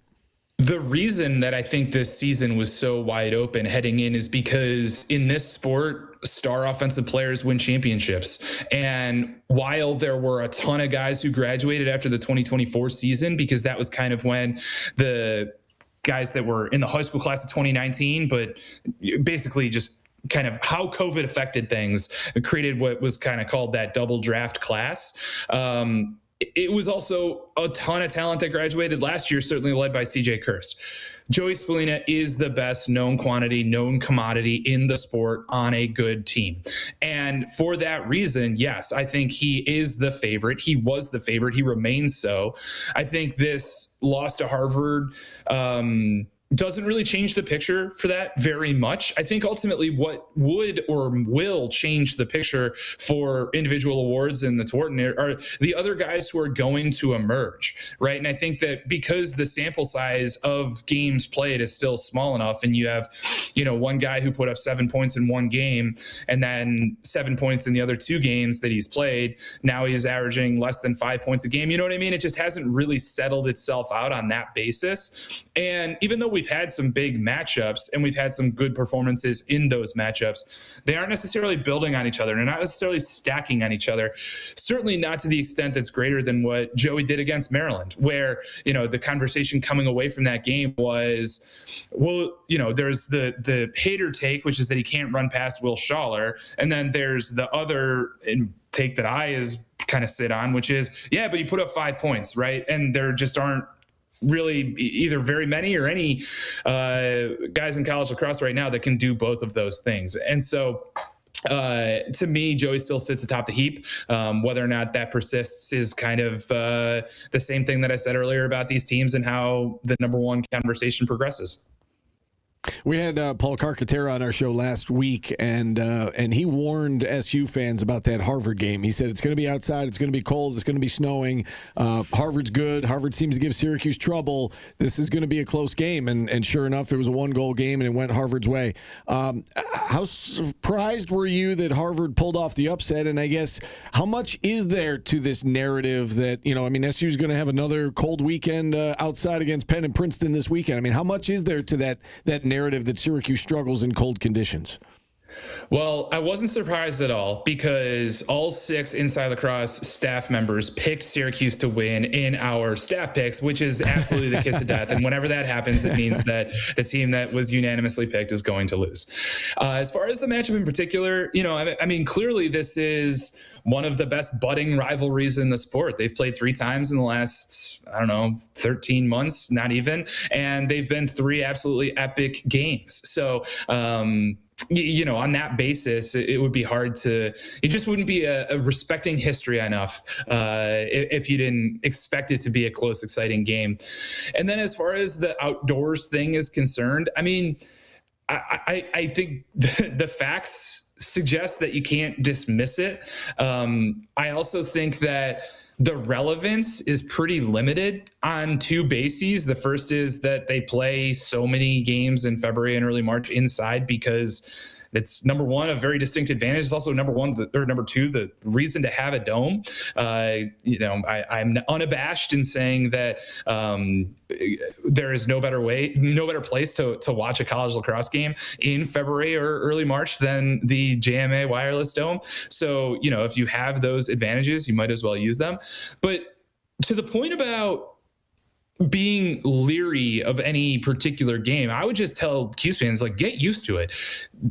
Gary Gait built a monster of a schedule, right? And it's the combination of the quality of the opponents, right? Even whether you've got your ACC opponents, you've got your kind of brand name non-conference opponents, or even the kind of non-brand name conference opponents that they've already gotten through, like BU, where they struggled to clear, and that was a storyline coming away, or St. Joe's, who they absolutely dismantled, but has gone on to now beat Villanova, who beat Penn State, and beat Towson, who beat Navy, who beat Penn State. So the point is that there's just so much meat on the bone here.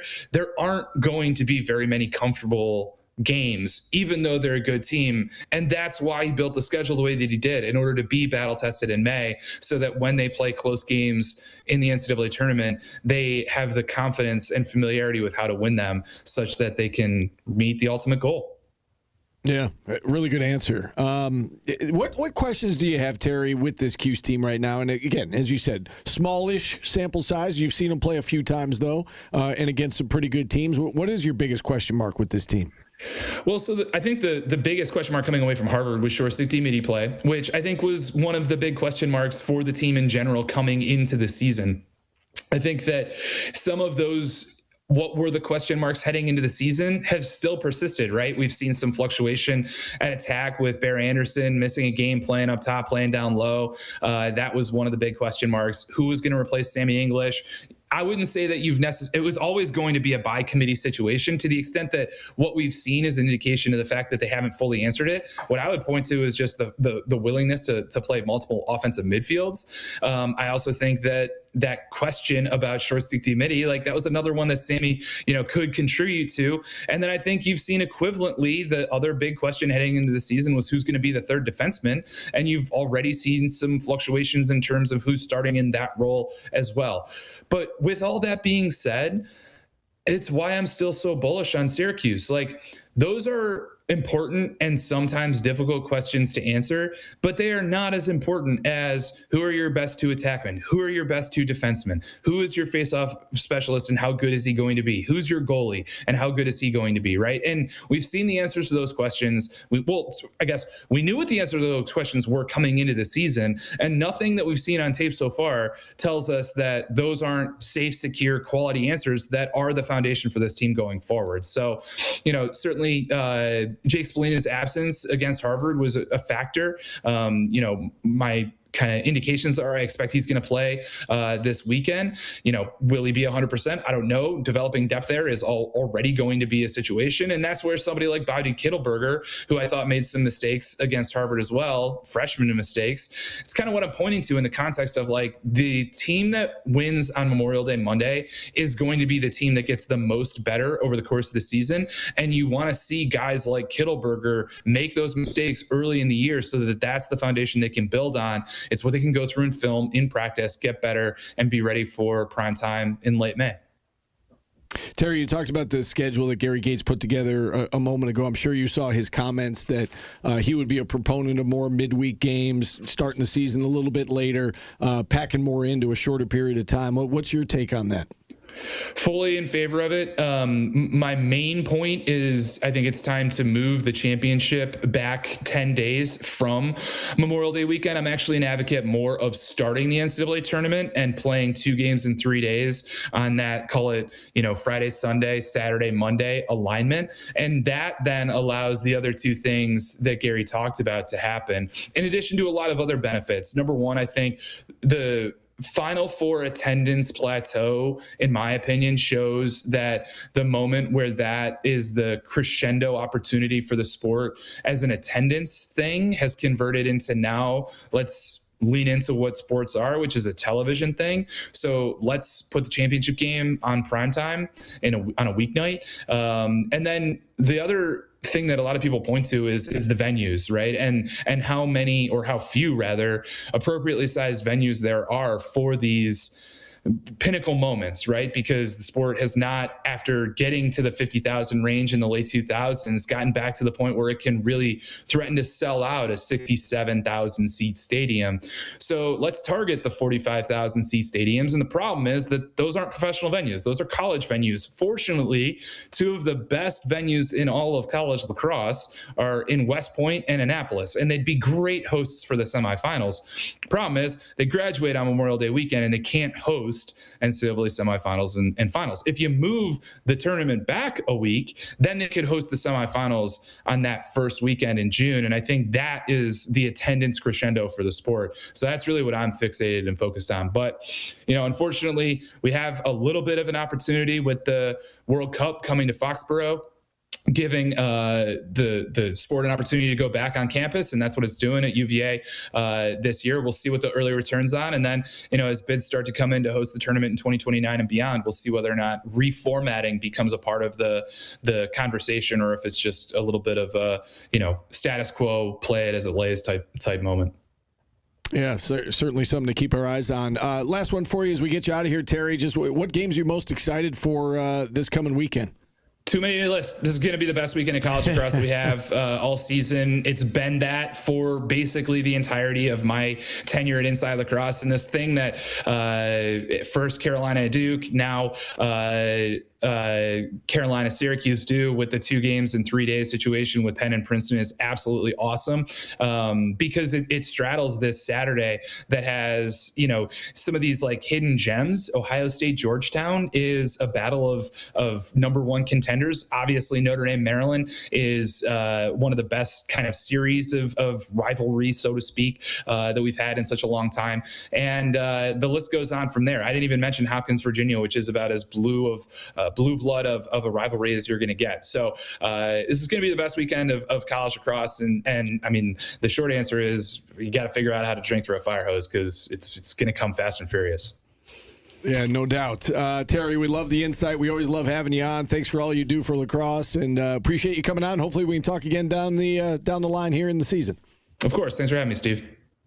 All right, Terry Foy, Inside Lacrosse CEO, joining us here on the program. With Great that, job, Steve. We'll hit our final timeout. We'll wrap things up next, Paulie, on ESPN Radio.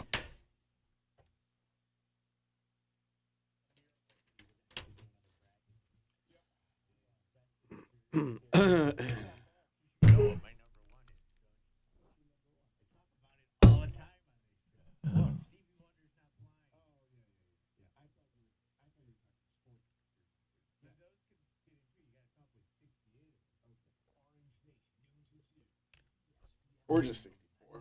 You don't have to have. We don't have to have Dayton for this. Can we get rid of that picture? Who put that up? Is that Nick? Why don't you like that? Who put that up? My best friend put that up? No, he's on vacation. Oh, right. Who put it up? Why don't you like that picture? It's funny. It is funny. It's me, you, and Red, and it's disturbing a little bit on the lake in Indy, and we're in a swan boat. You're just floating on a floaty. You're not friends enough to be in the boat with us. You hate anything that's fun. No, it's just disturbing. You look up and that's what I see.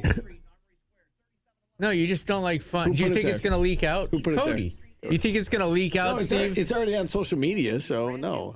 My God, you're not fun. Laugh at it. It's funny.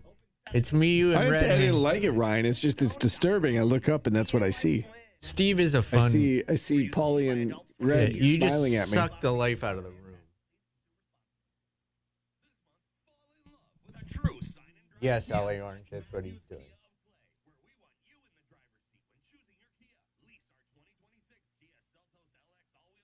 Syracuse doesn't have enough hotels anymore. That's why they got to, if they want to get back in the regional game, they got to get more hotels. Oh, you can leave it. I don't care. No. I don't care. Oh, you ripped it.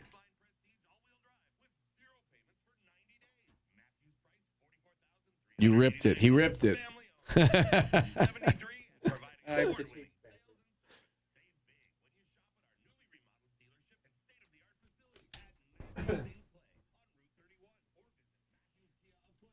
Man, you got to hit the gym. You're a little squishy, too. Look at Indy and her pink. She's got her pink collar on. She has a pink collar because she's a girl.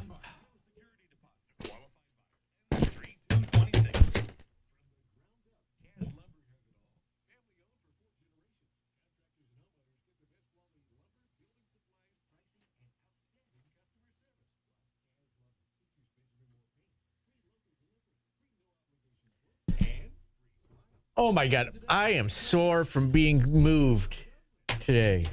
I don't like it. I feel like Steve. I'm fragile.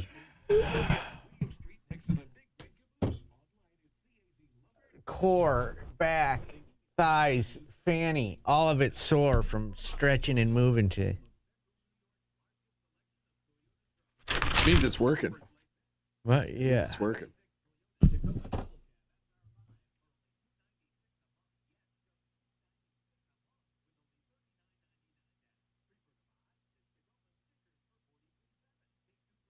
No, apparently I just hit my core sucks.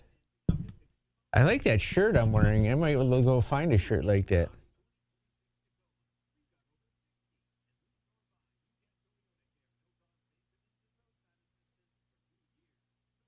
So yesterday, I got back to the office and I logged on Twitter. What do I see? I see No shit, Sherlock? I see an ad for Kibbles and Bits. Because you said it's delicious. I said it looks like it could be edible. But my point is like... They're listening. They are listening. They listen to Orange Nation. Gavendo admitted to eating something really disgusting.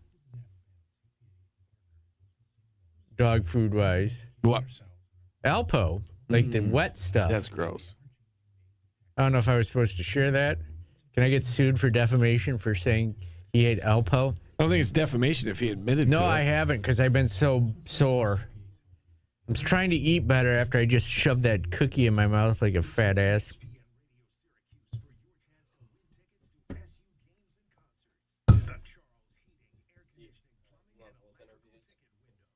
For that stupid show.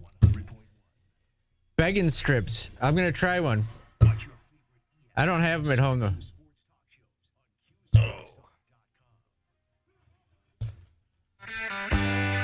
Already gone. Our hopes and dreams. Already gone. You guys ready to vote? I noticed you don't care about the clock when you're doing an interview all by yourself. You just yap. Me. There was a lot to get to with him. He gave long... I would also argue that the clock matters so you get to the guest, right? Yeah. Then when you have the guest, you want to... No, the world needs cow puns. He gave long, meaty answers. It's good talker, that Terry. Beefy. Girthy answers? Yes. All right. Gorillaz, Tori Amos, Tears for Fears, Van Halen, The Strokes, Alabama, George Harrison. George Harrison, Alabama, The Strokes, Van Halen, Tears for Fears, Tori Amos, The Gorillaz. I'm going Tears for Fears. Do I know them? Tears for Fears? Yes. Shout. Oh. Let it all out. Oh, I thought you were talking about like the wedding song Shout. Like, No, you make me want to shout. No. Throw my hands up and shout. No, Shout. Head over heels. Who sings that song? The wedding song Shout. Yeah. Okay. I'm going to go The Strokes. Everybody knows where I'm going on this one, don't you, Steve? Tears for Fears. I thought so. Love songs from The Big Chair. Seen them in concert. Top five? Recently. Not top 5. I don't like that you do that. You won't be disappointed, Tim. Okay. Good. It's old guy music. It is, but it'll be good for you. It sounds like I'll know the songs. I think though. you will. I think you'll know at least like 3 of them. Okay. I like that Spatch and Louise votes for Chilliwack every day. One day I'm going to make Chilliwack the artist of the day. Gone. She's been gone so long. Tim, what do you got coming up on your show tonight? I'm just going to keep talking about the men's basketball coaching position and Groundhog Day and what we do with Syracuse basketball and take your phone calls and we'll see what pops up. Really is Groundhog Day when they don't play for the whole week. Yes, yeah. It's my final show of the week, unfortunately, because then I'm on the road, women's basketball at Notre Dame, and then I got to go to both of the lacrosse games this weekend. So if you want to call in and you want to talk about the SU basketball situation, then call in this afternoon. Yeah. About it, yeah. Yeah. It sounds like he's going to break it down again. Yes. That is a Tears for Fear song. Hold, please. Well done. What are you We got to find the song, Steve, of course. Oh, we're going to bump out with it? What are we doing? I don't know. Just because it's never going to happen. For God's sakes, we got to have it. So many ads. Oh, no, you're trying to find it on the catalog. Yeah, I'm trying to look through our catalog. We've got to have this somewhere. We need to get like the Jeopardy music. We need Card Sharks right now. All right, here we go. This is for Spatching Louise. A long distance dedication request. Chilliwack, Dispatching Louise. We'll bump out with it. All right. This song's pretty good. For Tim, for Paulie, I'm Steve. We'll talk to you again tomorrow, everybody. Gone so long.